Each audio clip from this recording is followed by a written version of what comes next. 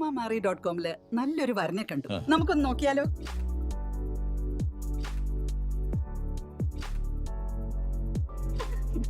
എന്തായാലും നമ്മൾ അറോമ മാറി തെരഞ്ഞെടുത്തത് ശരിയായ തീരുമാനമായിരുന്നു.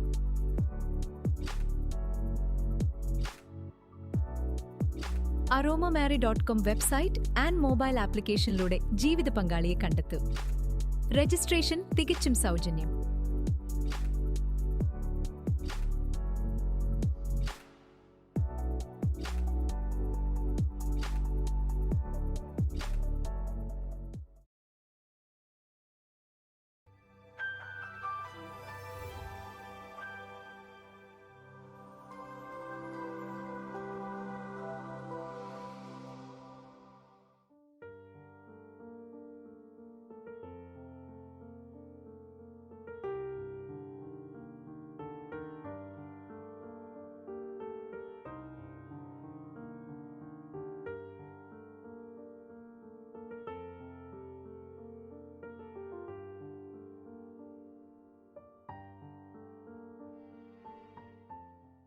അരോമ ടിവിയുടെ എല്ലാ മാന്യ ശ്രോതാക്കൾക്കും വേഗം വരുന്ന കർത്താവായ യേശു ക്രിസ്തുവിന്റെ ധന്യതിന്റെ നാമത്തിൽ വന്ദനത്തെയും സ്വാഗതത്തെയും അറിയിക്കുന്നു. അനുഗ്രഹീതവും മനോഹരമായ നല്ല നിമിഷങ്ങൾക്കായി, നല്ല ദിവസത്തിനായി ഞാൻ കർത്താവിന് സ്തോത്രം ചെയ്യുന്നു. ഇന്ന് നമ്മൾ ക്ഷണം സ്വീകരിച്ച നമ്മോടൊപ്പം ജോയിൻ ചെയ്തിരിക്കുന്ന കർത്താവിന്റെ വിലപ്പെട്ട ദാസി സിസ്റ്റർ ഷൈനി ഡാനിയൽ, ഡൽഹിയിൽ കർത്താവിന് വേണ്ടി ശക്തമായി ദൈവം പ്രയോജനപ്പെടുത്തിക്കൊണ്ടിരിക്കുന്ന കർത്തദാസിയുടെ ജീവിതാനുഭവം, ദൈവം നടത്തിയ അത്ഭുതകരമായ വഴികൾ, ദൈവനാമ മഹത്വത്തിന് വേണ്ടി അരോമ ടി വി പ്രേക്ഷകരോടൊപ്പം പങ്കുവയ്ക്കുന്നു. തൻ്റെ ഒരുപാട് അനുഭവങ്ങൾ, ദൈവത്തിൻ്റെ അത്ഭുത പ്രവർത്തികൾ, അത് കേൾവിക്കാർക്ക് പ്രയോജനമായി തീരും. ആകയാൽ ശ്രദ്ധയോടെ സ്കിപ്പ് ചെയ്യാതെ അവസാനം വരെ ഈ വീഡിയോ എല്ലാവരും കാണുകയും കേൾക്കുകയും നമ്മുടെ പ്രിയപ്പെട്ടവർക്ക്, സുഹൃത്തുക്കൾക്ക് ഒക്കെ ഷെയർ ചെയ്ത് കൊടുക്കുകയും ചെയ്യുക. നിങ്ങളുടെ വിലയേറിയ അഭിപ്രായങ്ങളും നിർദ്ദേശങ്ങളും കമന്റ് ബോക്സിൽ രേഖപ്പെടുത്താൻ മറക്കരുത്. അതുപോലെ നിങ്ങൾക്കൊരു പ്രാർത്ഥനാ വിഷയമുണ്ടെങ്കിൽ തീർച്ചയായിട്ടും സ്ക്രീനിൽ കാണുന്ന വാട്സപ്പ് നമ്പറിൽ ഞങ്ങളെ അറിയിച്ചാൽ ഞങ്ങൾ നിങ്ങൾക്ക് വേണ്ടി പ്രാർത്ഥിക്കുന്നു. സാക്ഷ്യം പറഞ്ഞ പ്രിയപ്പെട്ടവരോടൊപ്പം എല്ലാ തിങ്കളാഴ്ചയും രാത്രി 8 മണി മുതൽ നടക്കുന്ന ഓൺലൈൻ പ്രാർത്ഥനാ കൂട്ടായ്മയിൽ നിങ്ങൾക്ക് പങ്കുകൊള്ളാവുന്നതാണ്. നാം എല്ലാവരും ശ്രദ്ധയോടെ പ്രാർത്ഥനയോടെ ആയിരിക്കുമ്പോൾ കർത്താവിന്റെ വിലപ്പെട്ട ദാസി സിസ്റ്റർ ഷൈനി ഡാനിയലിനെ തികഞ്ഞ സ്നേഹത്തോടും ആദരവോടും കൂടി അരോമ ടി വി പ്രേക്ഷകർക്ക് സമയം ചെലവഴിക്കാനായിട്ട് ക്ഷണിച്ചു. ദൈവത്തിന്റെ അതിപരിശുദ്ധമായ നാമം വാഴ്ത്തപ്പെടുമാറാകട്ടെ. അരോമ ടി വി പ്രേക്ഷകർക്ക് ദൈവനാമത്തിലുള്ള സ്നേഹവന്ദനത്തെ അറിയിക്കുന്നു. ഇപ്രകാരം ഒരവസരം ദൈവം ഒരുക്കി തന്നതോർത്ത് ദൈവത്തിന് സ്തോത്രം ചെയ്യുന്നു. കർത്താവിന്റെ ദാസൻ പാസ്റ്റർ ഡാനിയൽ ജോൺ അവറുകളിൽ കൂടെ ചെയ്തു വരുന്ന ഈ നല്ല സംരംഭത്തിനായി ദൈവത്തിന് സ്തോത്രം ചെയ്യുന്നു. അനുഗ്രഹിക്കപ്പെട്ട രീതിയിൽ അനേകരുടെ സാക്ഷ്യങ്ങൾ കേൾക്കുവാൻ ഈ ദിവസങ്ങളിൽ ദൈവം നമ്മെ സഹായിച്ചു കൊണ്ടിരിക്കുന്നല്ലോ. അതിനകത്ത് ഒരു ഭാഗവാക്കാകുവാൻ ദൈവം എന്നെ സഹായിച്ചതോർത്ത് ദൈവത്തിന് സ്തോത്രം ചെയ്യുന്നു. എൻ്റെ വീട് പത്തനംതിട്ട ജില്ലയിൽ കുമ്പളാംബിക എന്ന സ്ഥലത്താണ്. കുമ്പളാംബിക CMS ഹൈസ്കൂളിലാണ് ഞാൻ പഠിച്ചത്. എൻ്റെ ഹസ്ബൻഡ് പാസ്റ്റർ പി ഡാനിയൽ, മോൻ ജോയൽ ഡാനിയൽ പഠിച്ചുകൊണ്ടിരിക്കുന്നു. ഹസ്ബൻഡ് പാസ്റ്ററാണ്. ഞങ്ങൾ ഡൽഹിയിൽ സുവിശേഷ വേലയോടുള്ള ബന്ധത്തിൽ ആയിരിക്കുന്നു. സ്തോത്രം. ഞങ്ങൾ കഴിഞ്ഞ 30 വർഷത്തോളം ആയി ദൈവത്തെ, കർത്താവിനെ സത്യത്തിലും ആത്മാവിലും ആരാധിപ്പാൻ ദൈവം ഞങ്ങളെ സഹായിച്ചു. ഞങ്ങൾ ഈ ഡൽഹി പട്ടണത്തിൽ ജോലിയോടുള്ള ബന്ധത്തിലാണ് കടന്നു വന്നത്. എൻ്റെ ചെറിയ പ്രായത്തിൽ ഞാൻ സ്കൂൾ പഠനത്തിന് ശേഷം പ്രീ ഡിഗ്രിക്ക് പത്തനംതിട്ട പഠിച്ചു. അതിനുശേഷം നേഴ്സിംഗ് പഠിച്ചു. ഈ പഠന വേളയുടെ സമയങ്ങളിൽ എനിക്ക് 16 വയസ്സ് തികയുന്നതിന് മുമ്പ് എൻ്റെ അമ്മ ഈ ലോകത്തിൽ നിന്ന് മാറ്റപ്പെട്ടു. 1985 ജനുവരി മാസം 1-ാം തീയതി. എൻ്റെ വീട്ടിൽ 8 മക്കളുണ്ട്. ഏറ്റവും ഇളയവളാണ് ഞാൻ. ഞങ്ങൾ കത്തോലിക്ക ബാക്ക്ഗ്രൗണ്ടിലായിരുന്നു. അങ്ങനെയാണെങ്കിൽ തന്നെ എൻ്റെ അമ്മ ഒരു CSI കുടുംബത്തിലാണ് ജനിച്ചു വളർത്തപ്പെട്ടത്. അതുകൊണ്ട് എപ്പോഴും പാട്ടും പ്രാർത്ഥനയും, വളരെയധികം ബൈബിള് വായിക്കുമായിരുന്നു.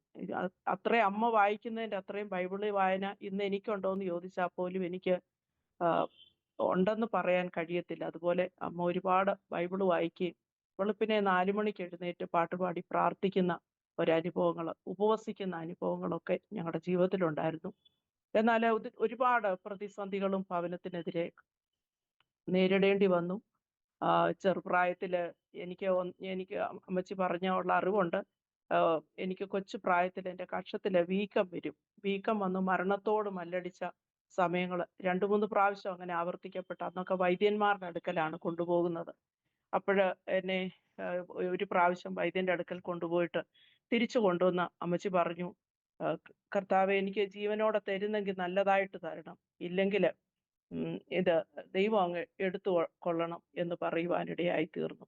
അന്നത് എന്നെ കൊണ്ടുവന്ന് തിണ്ണയ്ക്ക് കൊണ്ടുവന്ന് മരിച്ചതുപോലെ കൊണ്ട് കിടത്തി. പക്ഷെ അന്നത് പൊട്ടി. അതിനുശേഷം ഒരിക്കൽ പോലും പിന്നെ അങ്ങനെ ഉണ്ടാകാതെ ദൈവം സൂക്ഷിച്ചു. അപ്പൊ ഒരു കൊച്ചു പ്രായം തൊട്ടേ എനിക്ക് ആ ദൈവികമായ ഒരു വിടുതലും ദൈവികമായ കരുതലും ഒക്കെ എൻ്റെ ജീവിതത്തിൽ അനുഭവിച്ചിട്ടുണ്ട്.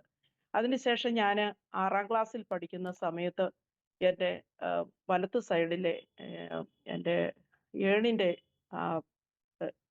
ഇത് ഏണിൽ നിന്ന് കാല് ഡിസ്ലൊക്കേറ്റ് ആയിപ്പോയി. അതറിയത്തില്ല. അന്നത്തെ ട്രീറ്റ്മെന്റിന് പ്രകാരമൊക്കെ പല തിരുമിക്കുകയൊക്കെ ചെയ്ത് അത് കഴിഞ്ഞ് ഏകദേശം 1 വർഷത്തോളം ഞാനൊരു തളർന്ന ഒരു സൈഡ് തളർന്നായിരുന്നു നടന്നുകൊണ്ടിരിക്കുന്നത്. അപ്പൊ അങ്ങനെ ഇരിക്കുമ്പോൾ പത്തനംതിട്ട ക്രിസ്ത്യൻ മെഡിക്കൽ ഹോസ്പിറ്റലിൽ എന്നെ കൊണ്ടുപോയി ഡോക്ടറെ കാണിച്ചു. ഡോക്ടർ മോഹൻ പെട്രോ. അദ്ദേഹം ഒരു കോൺഫറൻസിൽ എന്നെയുമായിട്ട് കൊണ്ടുപോയി. ആ ഡോക്ടേഴ്സിന്റെ എല്ലാം അഡ്വൈസിൻ പ്രകാരം എൻ്റെ കാലയിൽ ട്രാക്ഷൻ ഇട്ടു. വളരെ ദിവസങ്ങൾ ഹോസ്പിറ്റലിൽ അഡ്മിറ്റ് ആയി ട്രാക്ഷൻ ഇട്ട് ഇങ്ങനെ കിടക്കുന്ന സമയത്ത് കാലിന്ന് ട്രാക്ഷൻ എടുത്തപ്പം കാലിന് ഒത്തിരി ഏറ്റക്കുറച്ചിലുണ്ടായിരുന്നു. കാലിന് ഒരു കാലിന്, അതായത് എൻ്റെ വലത്തെ കാലിന് ഇടത്തെ കാലിനെക്കാട്ടിലും നല്ല നീള വ്യത്യാസം വന്നു. കാരണം ഈ ഏണിൽ നിന്ന് അത് ഡിസ്ലൊക്കേറ്റ് ആയതുകൊണ്ടായിരുന്നു. പിന്നീട് ആ ട്രാക്ഷൻ മുഖാന്തരം കുറച്ച് വ്യത്യാസം വന്നു. കാല് ശരിയായെങ്കിലും അന്ന് വൈകിട്ട് ഒരു പാസ്റ്റർ, ഞങ്ങളുടെ വീട്ടിലൊക്കെ നിത്യേന കടന്നു വന്ന് പ്രാർത്ഥിക്കുന്ന ഒരു പാസ്റ്റർ വന്ന് പ്രാർത്ഥിച്ചു. അന്ന് ഞാൻ കാല് കുത്തി തറയിൽ നിന്നു. നടക്കാൻ ദൈവം കൃപ തന്നു. അങ്ങനെ ഓരോ സമയങ്ങളിലും എൻ്റെ ദൈവം എന്നെ ഒത്തിരി സ്നേഹിക്കുന്നുവെന്ന് എനിക്ക് കൊച്ചു പ്രായത്തിലെ മനസ്സിലാക്കാൻ ദൈവം സഹായിച്ചിട്ടുണ്ട്. അപ്പം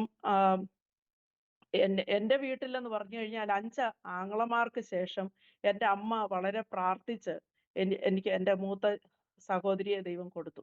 അപ്പം മൂത്ത സഹോദരിയെ ലഭിച്ചതിന് ശേഷം പിന്നെ രണ്ടാമതൊരു പെൺകുഞ്ഞിനെ കൂടെ അമ്മ പ്രാർത്ഥിച്ച് ചോദിച്ചു വാങ്ങിച്ചു, കർത്താവേ, എനിക്ക് അവൾക്ക് കൂട്ടിന് ഒരാളെ കൂടെ ദൈവം കൊടുക്കണം. അപ്പം രണ്ടാമത്തെ ആളും ജനിച്ചു. എൻ്റെ അമ്മച്ചി എക്സ്പെക്ട് ചെയ്യാതെ, മാതാപിതാക്കളോ സഹോദരങ്ങളോ ആരും ചോദിക്കാതെ തന്നെ എന്നെ ദൈവം കൊടുത്തു. ഞാനിപ്പോ അതെനിക്ക് മനസ്സിലാകുന്നുണ്ട്. 2 കാശിന് 5 കുരികിലിനെ കൊടുത്തു. അതായത് നമ്മൾ കണക്ക് നോക്കിയാൽ ഒരു കുരികിലിന് 1 കാശ് വില. അപ്പൊ 2 കാശിന് 5 കുരികിലിനെ കൊടുക്കണമെങ്കിൽ 1 എക്സ്ട്രാ കൊടുത്തു എന്നതുപോലെ എൻ്റെ സഹോദരിമാർക്ക് ശേഷം എന്നെ ദൈവം എക്സ്ട്രാ ആയിട്ട് കൊടുത്തു. അത് ദൈവത്തിന്റെ ദാനമായി തീർന്നു എന്ന് എനിക്ക് പറയുവാൻ കഴിയുന്നു. ഇപ്പൊ എൻ്റെ ഓരോ സംവത്സരങ്ങൾ കഴിയുമ്പോഴും ഞാൻ പറയും, എന്നെ ദൈവം എക്സ്ട്രാ ആയിട്ട് ദൈവത്തിന്റെ ദാനമായിട്ട് ദൈവം നൽകിയതാണെന്ന്. എന്നാലേ ഞാൻ ഏറ്റവും ഒടുവിലായിട്ട് പിന്നെ എൻ്റെ ജനനം ഉണ്ടാകുന്ന സമയത്ത് എൻ്റെ മൂത്ത ബ്രദർ എയർഫോഴ്സിലാണ്. അദ്ദേഹം അവധിക്ക് വരുമ്പോൾ എന്നെ കണ്ടപ്പോൾ അദ്ദേഹത്തിന് ഇഷ്ടപ്പെട്ടില്ല. കാരണം പിന്നെയും വീട്ടിലെ മക്കളുണ്ടാകുന്നത് ഇഷ്ടമല്ലായിരുന്നു. അത് ഞാൻ ഒടുവിലായിട്ട് പിന്നീട് ഞാനത് ആ ഭാഗങ്ങൾ ഞാൻ പൂരിപ്പിക്കാം. അങ്ങനെയും ചില തിക്താനുഭവങ്ങൾ ഉണ്ടായെങ്കിലും അദ്ദേഹം പിന്നീട് എന്നെ ഒത്തിരി സ്നേഹിച്ചു. എൻ്റെ മാതാവ് മരിക്കുന്നതിന് 3 മാസം മുമ്പ് വിശ്വാസത്തിൽ കടന്നു വന്നു. അന്ന് ഞാൻ പസ്പേഡിസിക്ക് പഠിക്കുക. അമ്മച്ചി വിശ്വാസത്തിൽ വന്നു. അമ്മച്ചി പോയ ചർച്ചില് 3 ദിവസം ഉപവാസ പ്രാർത്ഥന, കർത്തൃമേശയൊക്കെ സ്വീകരിച്ച് വന്നു. അന്ന് രാത്രി ഹാർട്ട് അറ്റാക്ക് ആയിട്ടാണ് മരിക്കുന്നത്. ഷുഗർ ഉണ്ടായിരുന്നു നേരത്തെ തൊട്ട്. അപ്പോൾ മരിക്കുന്നതിന് കുറച്ച് മുമ്പ് പറഞ്ഞു, ഞാൻ നിത്യതയിൽ ചേർക്കപ്പെടുകയാണ്. അപ്പം ഒരാൾ തൻ്റെ പ്രാണന് വേണ്ടി പ്രാർത്ഥിക്കുന്നതിനേക്കാൾ അവിടെ ഇരുന്ന് ഉറക്കെ പ്രാർത്ഥിച്ചു, കർത്താവെ, എൻ്റെ കുഞ്ഞുങ്ങൾ ആരും നഷ്ടപ്പെട്ടു പോകരുത്. അപ്പം അന്ന് ഞങ്ങളുടെ വീടെന്ന് പറഞ്ഞാൽ ഇച്ചിരി ഇച്ചിരി മലയുള്ള സ്ഥലമാണ്.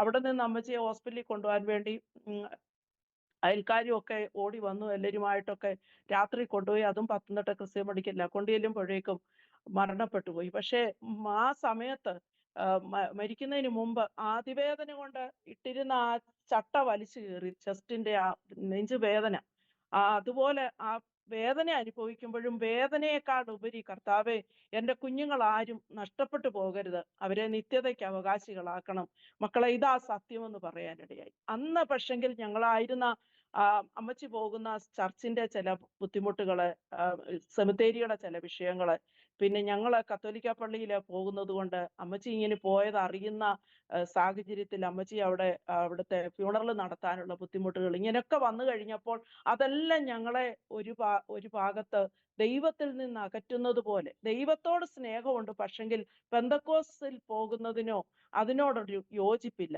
എന്നാൽ അമ്മച്ചി ഒടുവിൽ പറഞ്ഞ കാര്യം ഞങ്ങൾക്ക് അംഗീകരിക്കണമെന്ന് താല്പര്യമുണ്ട്. അമ്മച്ചി പറഞ്ഞതായതുകൊണ്ട്, ഒടുവിലായിട്ട് പറഞ്ഞതാണല്ലോ, അങ്ങനെ അത് അംഗീകരിക്കണമെന്ന് താല്പര്യമുണ്ട്. എന്നാൽ ആ കാലഘട്ടം അങ്ങനെ കുറച്ചു നാൾ കഴിഞ്ഞെങ്കിലും എൻ്റെ നഴ്സിംഗ് പഠനത്തിന് ശേഷം എൻ്റെ മൂത്ത സഹോദരിയോടൊപ്പം ഞാൻ ഡൽഹിയിൽ വന്നു. ഇതിനോടകം 85-ൽ അമ്മ മരിച്ചു, 88-ൽ എൻ്റെ പിതാവ് മരിച്ചു. ഞാൻ ഇവിടെ വന്ന് 1 വർഷമാകുന്നതിന് മുമ്പ് എൻ്റെ മൂത്ത സഹോദരന്റെ വൈഫ് ഡെലിവറി കഴിഞ്ഞ് 4-ാം ദിവസം ഈ ലോകത്തു നിന്ന് മാറ്റപ്പെട്ടു.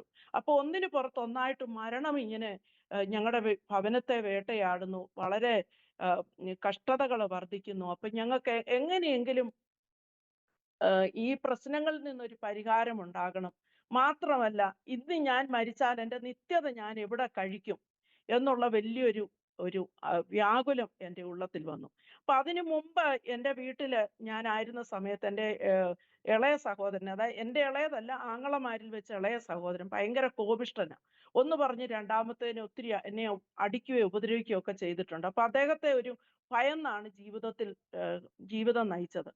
അപ്പൊ ഞാൻ പ്രാർത്ഥിച്ചിട്ട് കിടക്കും, കർത്താവേ ഇന്നൊരു ദിവസം മതി, എനിക്ക് നാളത്തെ ഒരു ദിവസം വേണ്ട, എനിക്ക് മരിച്ചു പോകണം, എനിക്ക് അപ്പം പെട്ടെന്ന് എൻ്റെ മനസ്സിൽ തോന്നി, ഇനി ഞാൻ മരിച്ചാൽ എൻ്റെ നിത്യത ഞാൻ എവിടെ കഴിക്കും. ആ ചെറുപ്രായമാണെങ്കിലും ഉള്ളില് ഒരു ചിന്തയുണ്ട്, എനിക്ക് മരിച്ചാൽ ഞാൻ കർത്താവിൻ്റെ അടുക്ക പോകണം, എനിക്ക് സ്വർഗരാജ്യത്തിൽ പോകണം, നരകത്തിൽ പോകണ്ട.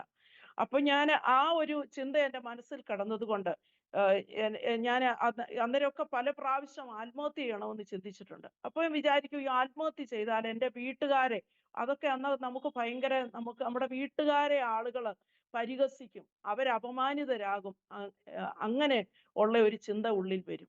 പിന്നെ എൻ്റെ കൂടെ ഞാൻ പ്രീ ഡിഗ്രിക്ക് പഠിക്കുന്ന സമയത്ത് എൻ്റെ കൂടെ പഠിച്ചത് ഈ ഒരു ബ്രദറൻ ബാക്ക്ഗ്രൗണ്ടിലുള്ള ഒരു സഹോദരി, 2 പേര് പെന്തക്കോസുകാര്. അപ്പൊ അവരെന്നോട് എൻ്റെ വിഷമങ്ങളൊക്കെ കണ്ടിട്ട് അവരെന്നോട് പറയും, നീ ഇങ്ങനെ വിഷമിക്കരുത്, കർത്താവ് നിന്നെ സ്നേഹിക്കുന്നുണ്ട്, ദൈവം നിന്നെ സഹായിക്കും.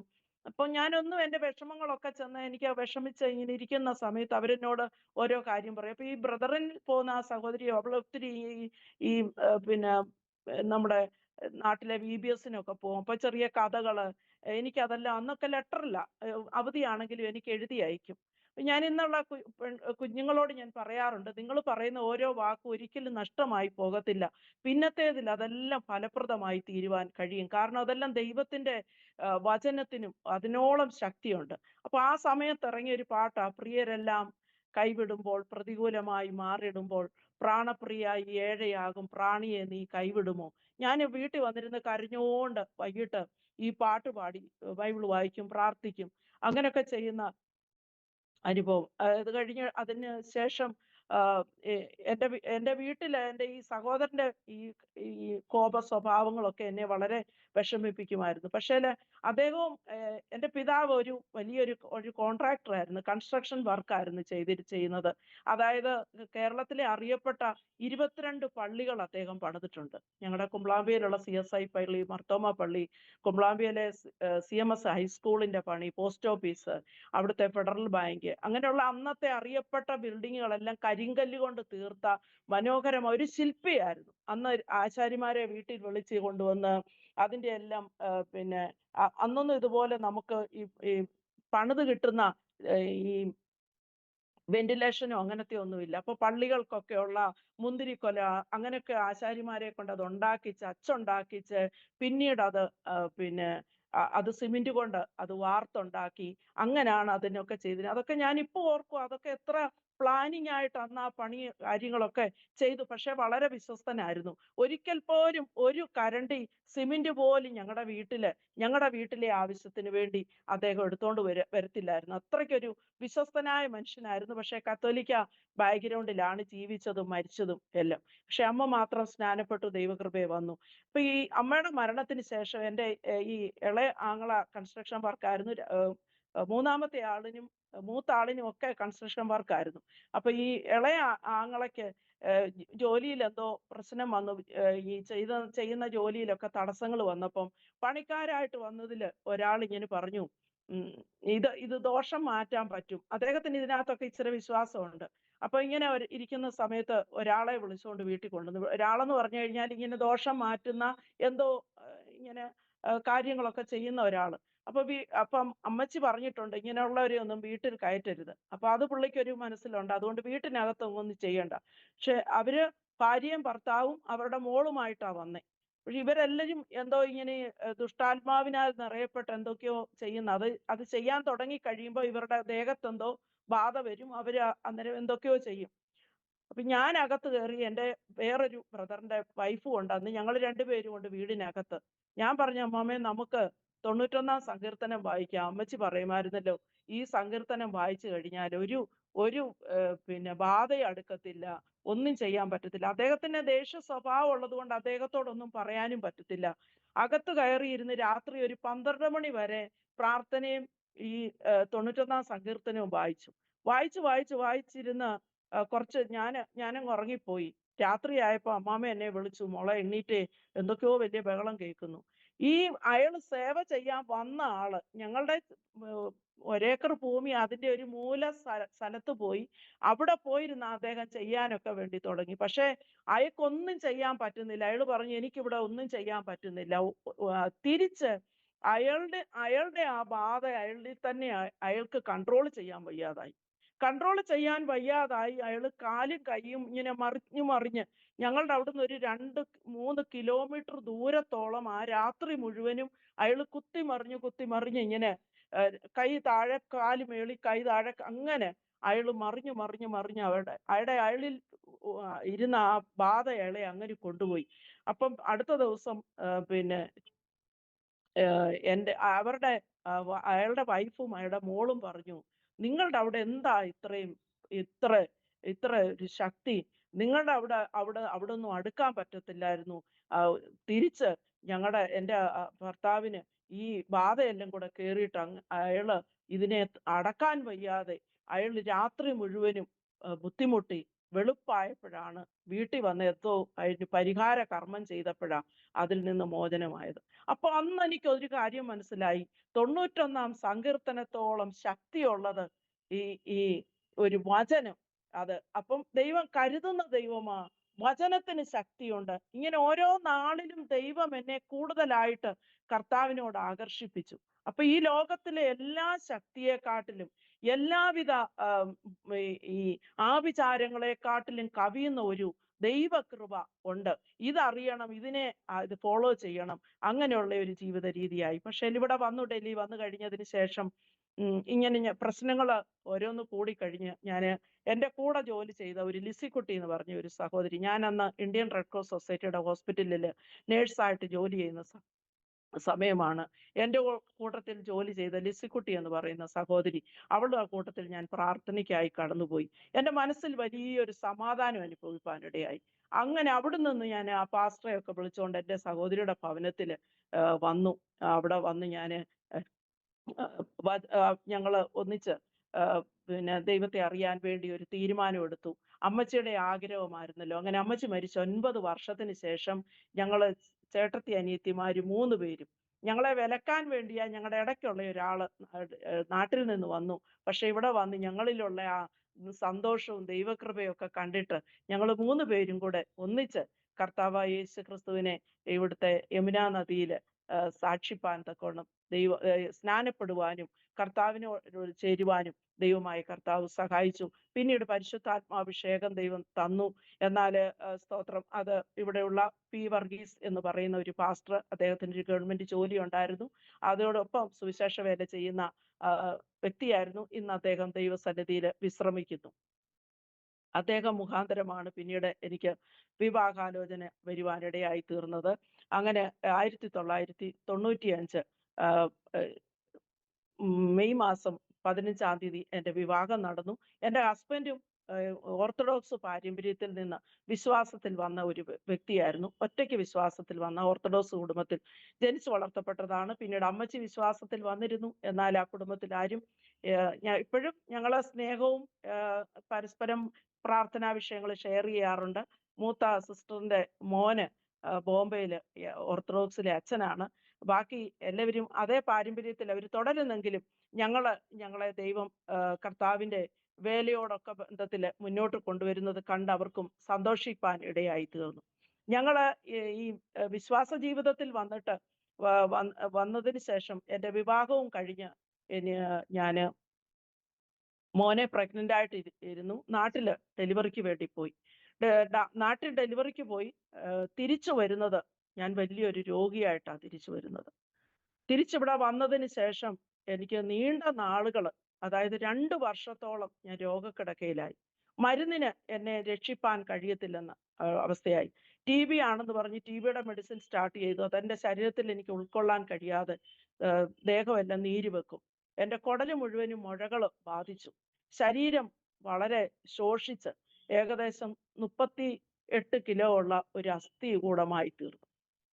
ഞാൻ ഈ സമയത്ത്, ഈ രോഗാവസ്ഥ വരുന്ന സമയത്ത് ഞാൻ ദൈവത്തോട് ഇങ്ങനെ പ്രാർത്ഥിക്കുമ്പോൾ ഈ രോഗം മരണത്തിനല്ല, ഇത് ദൈവനാമം മഹത്വപ്പെടുവാനാണെന്ന് കർത്താവ് എന്നോട് ഇടപെട്ടു.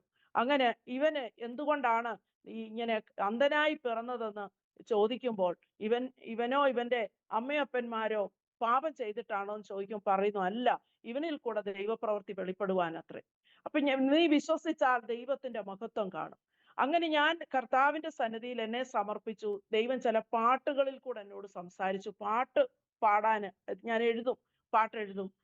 അത് കഴിഞ്ഞിട്ട് അത് മനസ്സിലിങ്ങനെ പാടി അവിടെ കിടക്കും. എന്നെ നോക്കാൻ വേണ്ടി വന്ന ഹിന്ദിക്കാരി സ്ത്രീ വിചാരിക്കും എനിക്ക് മാനസികമായിട്ടുള്ള എന്തെങ്കിലും പ്രശ്നമായിരിക്കും, അതുകൊണ്ടാ ഇങ്ങനെയൊക്കെ സംസാരിക്കുന്നത്.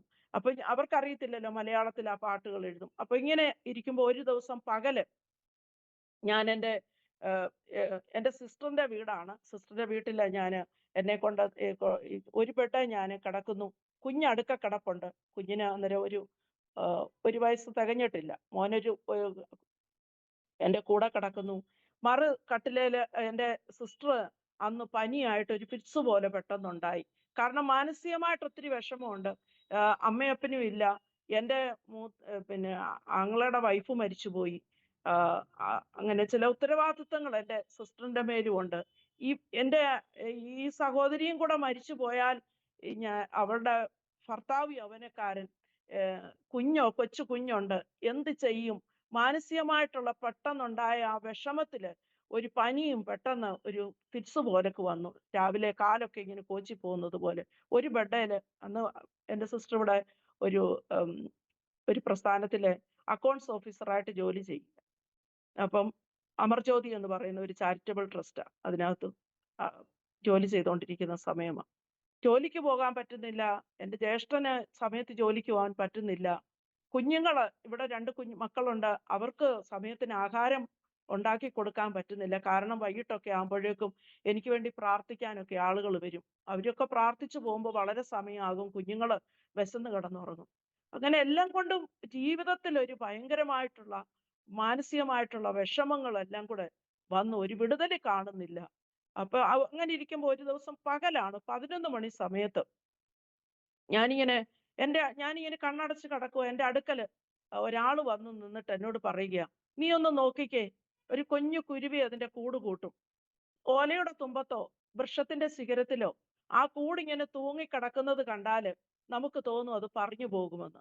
കാറ്റടിക്കും, വലിയ മഴ വരും, പക്ഷെങ്കില് ആ കൂട് പറഞ്ഞു പോകാതെ അതിനെ ഇത്രയും സുരക്ഷിതമായിട്ട് അത് സൂക്ഷിക്കപ്പെടുന്നു. അങ്ങനെയെങ്കിൽ അത് കൂടിനകത്ത് മുട്ടയിടും, കുഞ്ഞുങ്ങള് അത് ചിറക് വെക്കും. അത് കഴിഞ്ഞതിന് ശേഷം അത് കൂടുപേക്ഷിച്ച് പറന്നു പോകും. അങ്ങനെ ഒരു കുഞ്ഞു കുരുവിയുടെ കൂടിനെ ഇത്ര ഭദ്രമായി സൂക്ഷിക്കുന്നുവെങ്കില് എൻ്റെ സ്വരൂപത്തിലും സാദൃശ്യത്തിലും സൃഷ്ടിച്ച നിന്നെ ഞാൻ എത്രയധികം കരുതുവാൻ വിശ്വസ്തനാണ്. സ്തോത്രം. ആമേൻ. ഞാൻ അന്ന് ഞാൻ കണ്ണു തുറന്നിട്ട് ഞാൻ പെട്ടെന്ന് എൻ്റെ സിസ്റ്ററിനെ വിളിച്ചിട്ട് ഞാൻ പറഞ്ഞു, ഞാൻ മരിക്കത്തില്ല, ഞാൻ ജീവനോടിരുന്ന് ദൈവത്തിന്റെ പ്രവൃത്തി കാണും. അങ്ങനെ ഇരിക്കെ പിന്നെയും ദിവസങ്ങൾ കഴിഞ്ഞു പോയി. ഞാൻ കൂടുതൽ എൻ്റെ രോഗാവസ്ഥ കൂടുതൽ മൂർച്ഛിക്കുകയാണ്. ഞാൻ ഇവിടെ ഒരു ബെഡയിൽ ഇങ്ങനെ കിടക്കും. രാത്രി സമയം ഉറക്കം പൂർണ്ണമായിട്ടില്ല. വേദന എടുക്കുമ്പോൾ ഉണരും, കരയും, അതുപോലുള്ള അവസ്ഥ. രാത്രിയായപ്പം ഒരു ദിവസം രാത്രിയിൽ ഇതുപോലെ തന്നെ വീണ്ടും ദൈവസാന്നിധ്യം ഞാൻ അനുഭവിക്കുക. നീ ഒന്ന് നോക്കിക്കോ, ഒരു കൃഷിക്കാരൻ തന്നെ കൃഷിഭൂമി വൃത്തിയാക്കിയിട്ട് അതിന്റെ ഈ കയ്യാലപ്പുറത്ത് നിൽക്കുന്ന ആ പുല്ല്, പശുവിന് ചെത്തിയൊക്കെ കൊടുക്കുന്ന ആ പുല്ലിന്റെ മൂട് ഉണങ്ങി നിൽക്കും. അതിനും എല്ലാം തീയിടും. അതിന്റെ കുറ്റി ശേഷിക്കുന്നത് കണ്ടാല് ഇനി ഇതൊരിക്കലും കിളിർക്കത്തില്ലെന്ന് തോന്നും. പക്ഷെങ്കില് ആ ആ ഉണങ്ങി നിൽക്കുന്ന കുറ്റി കുറച്ച് ദിവസം കഴിയുമ്പോൾ ഒരു മഴ പെയ്യുമ്പോൾ അത് പുതുതായി അതിനകത്തുനിന്ന് കിളിർത്തു വരുന്നത് പോലെ ദൈവത്തിന്റെ പ്രവൃത്തി, ആമേൻ, സ്തോത്രം, നിന്റെ ജീവിതത്തിലും വെളിപ്പെടും. ഈ തണുപ്പ് സമയമാകുമ്പോ ഇല വൃക്ഷത്തിന്റെ പൊഴിഞ്ഞിട്ട് അടുത്ത ഒരാർപ്പോടെ വരുന്നത് പോലെ നിനക്കും ഒരാർപ്പുണ്ട് എന്ന് ദൈവം എന്നോട് ഇടപെടുവാനിടയായി. എന്നാൽ അത് ആ സംഘർഷിതമായ ദിവസങ്ങളെന്ന് പറഞ്ഞു കഴിഞ്ഞാല് കുഞ്ഞിനെ നോക്കാനോ അല്ലെങ്കിൽ അവനൊരു പാലെടുത്ത് കൊടുക്കാനോ ഒന്നിനും കഴിവില്ലാത്ത അവസ്ഥ. പിന്നീട് എൻ്റെ ഹോസ്പിറ്റലിലെ ആൾക്കാർ വന്നു. അപ്പൊ ആദ്യമൊക്കെ മരുന്നെടുത്തു, പിന്നെ ഞാൻ മരുന്നെടുക്കാതായി. എനിക്ക് മരുന്ന് കഴിക്കാൻ വയ്യാത്ത അവസ്ഥ വന്നു. എന്നെ കൊണ്ടുപോയി റെഡ് ക്രോസ് ഹോസ്പിറ്റലിൽ 1 മാസം വരെ അഡ്മിറ്റ് ചെയ്തിട്ടുണ്ട്. 23 ദിവസം അഡ്മിറ്റ് ചെയ്തിട്ടുണ്ട്. അങ്ങനെ ഞാൻ ഹോസ്പിറ്റലിൽ കിടക്കുമ്പോൾ ഹോസ്പിറ്റലിൽ കിടക്കുന്ന അതിന് കുറച്ച് ദിവസം മുമ്പ് എൻ്റെ ഹസ്ബൻഡ് പറഞ്ഞു, ഞാൻ ഈ കുഞ്ഞിനെയും കൊണ്ട് തനിച്ച് എൻ്റെ വീട്ടിൽ കയറി ചെന്നാൽ അവർ പറയും നീ ഇങ്ങനെ പെന്തക്കോസ്തിൽ പോയത് കൊണ്ടാ ഈ അനുഭവം ഉണ്ടായതെന്ന്. നാട്ടുകാർ പറയും, എൻ്റെ ചാർച്ചക്കാർ പറയും, നീ മരുന്ന് കഴിക്കുക നിനക്ക് എന്നൊക്കെ എന്നോട് ഇങ്ങനെ പറയുമായിരുന്നു. പക്ഷെങ്കിൽ അത് കഴിഞ്ഞ് എന്നോട് പറഞ്ഞു, കുഞ്ഞിനെ ഇവിടെ നിന്ന് ഞാൻ മൂത്ത പെങ്ങളുടെ അടുക്ക വിടുക എന്ന് പറഞ്ഞു. ഞാൻ പറഞ്ഞില്ല, മരിക്കുവോളം എനിക്ക് അവനെ കാണണം, അവനെ പറഞ്ഞു വിടല്ലെന്ന് പറഞ്ഞു. പക്ഷെ അന്ന് രാത്രി ഞാൻ സ്വപ്നം കണ്ടു. ഞാൻ ഉറക്കത്തിൽ ഉണർന്ന് അലറി കരഞ്ഞു. അപ്പൊ ഞാൻ പറഞ്ഞു, എല്ലാവരും എഴുന്നേക്ക്, പ്രാർത്ഥിക്ക്, എന്തോ അനർത്ഥം വരാൻ പോകുന്നു. അന്ന് രാത്രിയിൽ ഇങ്ങനെ സ്വപ്നം കണ്ടത്, എൻ്റെ മൂത്ത പെങ്ങള് കുഞ്ഞിനെ കൊണ്ടുപോകാൻ വേണ്ടി വന്ന സമയത്ത് അതിനു മുൻപ് ബക്കറ്റിനകത്ത് വെള്ളം ഇരിക്കുന്നു, അതിനകത്ത് വീണു മരിച്ചുപോയി എന്ന് ഞാനിങ്ങനെ സ്വപ്നം കണ്ട് ഞാൻ എഴുന്നേറ്റ് ഞങ്ങളിരുന്ന് പ്രാർത്ഥിച്ചു. അടുത്ത ദിവസം എന്നെ ഹോസ്പിറ്റലിൽ, റെഡ് ക്രോസ് ഹോസ്പിറ്റലിൽ അഡ്മിറ്റ് ചെയ്തെന്ന് പറഞ്ഞാൽ ഞാൻ അബോധാവസ്ഥയിലായിപ്പോയി. ഉച്ച വരെ ഞാൻ ബോധം കെട്ട് കിടക്കുന്ന സമയത്ത് വളരെ ഭയങ്കരമായിട്ട് അലറി കരച്ചിൽ കേൾക്കാം. അവിടുത്തെ ചിൽഡ്രൻസ് വാർഡില് ഒരു കുഞ്ഞിനെ അമ്മ കുളിക്കാൻ കയറിയ സമയത്ത്, ഒരു 1.5 വയസ്സ് പ്രായം വരുന്ന കുഞ്ഞ് വെളി ബക്കറ്റ് വെള്ളം ഇരിക്കുകയായിരുന്നു. അമ്മ കുളിച്ചിട്ട് ബാത്റൂമിൽ നിന്ന് ഇറങ്ങി വരുമ്പോൾ ഈ കുഞ്ഞ് അതിനകത്ത് തലകീഴായി കിടക്കുന്നു. ഈ കുഞ്ഞ് മരിച്ചുപോയി. അങ്ങനെ ഞാൻ ആ മരണക്കിടക്കയിൽ കിടക്കുമ്പോഴും ദൈവം തന്ന വിഷയത്തിന് നമ്മൾ പ്രാർത്ഥിച്ചപ്പോൾ, അതായത് യെശയ്യാപ്രവചനം 43-ാം അധ്യായത്തിൽ എഴുതിയിരിക്കുന്നു, ഞാൻ നിനക്ക് പകരം മറ്റു മനുഷ്യരെയും നിങ്ങൾക്ക് പകരം മറ്റു ജാതികളെയും കൊടുക്കുമെന്ന് പറഞ്ഞതുപോലെ വലിയ അനർത്ഥം കണ്ടിട്ട് ഉടനെ ഞാൻ പറഞ്ഞു, അയ്യോ, ഇന്നലെ രാത്രി നമ്മുടെ കുഞ്ഞിന് സംഭവിക്കുമെന്ന് പറഞ്ഞതുപോലെ ആ ഒരു സംഭവമാണ്. അപ്പൊ അവരുടെ അലർച്ച കേട്ടിട്ടാണ് ഞാൻ ഈ അബോധാവസ്ഥയിൽ നിന്ന് പുറത്തു വരുന്നത്. ഞാൻ ചോദിക്കുമ്പോ പറയുന്നത്, ഇതുപോലെ ഒരു കുഞ്ഞിനെ മരിച്ചിവിടെ കൊണ്ടുവന്നു. അങ്ങനെ ആ ഒരു ഘട്ടം. അത് കഴിഞ്ഞതിന് ശേഷം ഒരു ദിവസം എനിക്ക് ഒത്തിരി സീരിയസ് ആയി, മരിച്ചു പോകുമെന്ന്. ഞായറാഴ്ചയാണ്, ഞാൻ ഹോസ്പിറ്റലിൽ കിടക്കുന്നു, എന്നേക്ക് ഓക്സിജൻ തന്നിട്ടിരിക്കുക, ശ്വാസം എടുക്കാൻ ബുദ്ധിമുട്ട്. ഡോക്ടർ എനിക്ക് 3 ദിവസം പറഞ്ഞ സമയമുണ്ട്, 24 മണിക്കൂർ പറഞ്ഞ സമയമുണ്ട്. ഞാൻ ജോലി ചെയ്യുന്ന ഹോസ്പിറ്റലിൽ അന്ന് ഉച്ച കഴിഞ്ഞ സമയത്ത് ആരും പ്രത്യേകിച്ച് സ്റ്റാഫ് അധികമില്ല. എന്നാൽ എനിക്കങ്ങ് സീരിയസ് ആയി, ഞാൻ മരണത്തോട് മല്ലടിക്കുക. ചർച്ച എല്ലാം കഴിഞ്ഞിട്ട് ആൾക്കാർ അവിടെ ഓടിക്കൂടി. എല്ലാവരും ഇങ്ങനെ നിൽക്കുമ്പോൾ എൻ്റെ സിസ്റ്റർ ഓടി വന്നിട്ട് പറഞ്ഞു. അപ്പം ഞാൻ ജോലി ചെയ്ത ഹോസ്പിറ്റലിലെ മേരിക്കുട്ടി സെബാസ്റ്റ്യൻ എന്ന് പറയുന്ന മേട്ടറിന് അന്ന് കത്തോലിക്ക സഭയില് ആണെങ്കിലും വളരെ വിശ്വാസവും പ്രാർത്ഥനയൊക്കെ ഉണ്ട്. എൻ്റെ അടുക്കൽ വന്നിരുന്നിട്ട് എൻ്റെ ഹസ്ബൻഡ് എൻ്റെ കാല് തിരുമ്മി ചൂടാക്കാൻ നോക്കുക. കാരണം ശരീരം തണുത്ത് വന്നു കാലെല്ലാം തണുത്തു. നെഞ്ചിന് ഒരു ചെറിയ ഇടിപ്പേ ഉള്ളൂ. ആ സമയത്ത് എൻ്റെ സിസ്റ്റർ ഇവിടുന്ന് വന്നിട്ട് ബൈബിള് ഉയർത്തി ദൈവത്തോട് പ്രാർത്ഥിച്ചു, കർത്താവേ, ഇവളെ തിരിച്ചു തന്നാല് ഞങ്ങൾ ഒന്നിച്ച് കർത്താവിന്റെ വേല ചെയ്യാം എന്ന് പറഞ്ഞ് ദൈവം മടക്കി തരണേന്ന്. അപ്പൊ ആ സമയത്ത് പല പാസ്റ്റേഴ്സ് നിപ്പുണ്ട്, വിശ്വാസികളുണ്ട്. ആർക്കും പ്രാർത്ഥിക്കാൻ പോലും കഴിയുന്നില്ല. കാരണം മരണമാണ് ഇനി അടുത്തത് പ്രതീക്ഷിച്ചായിരിക്കുന്നത്.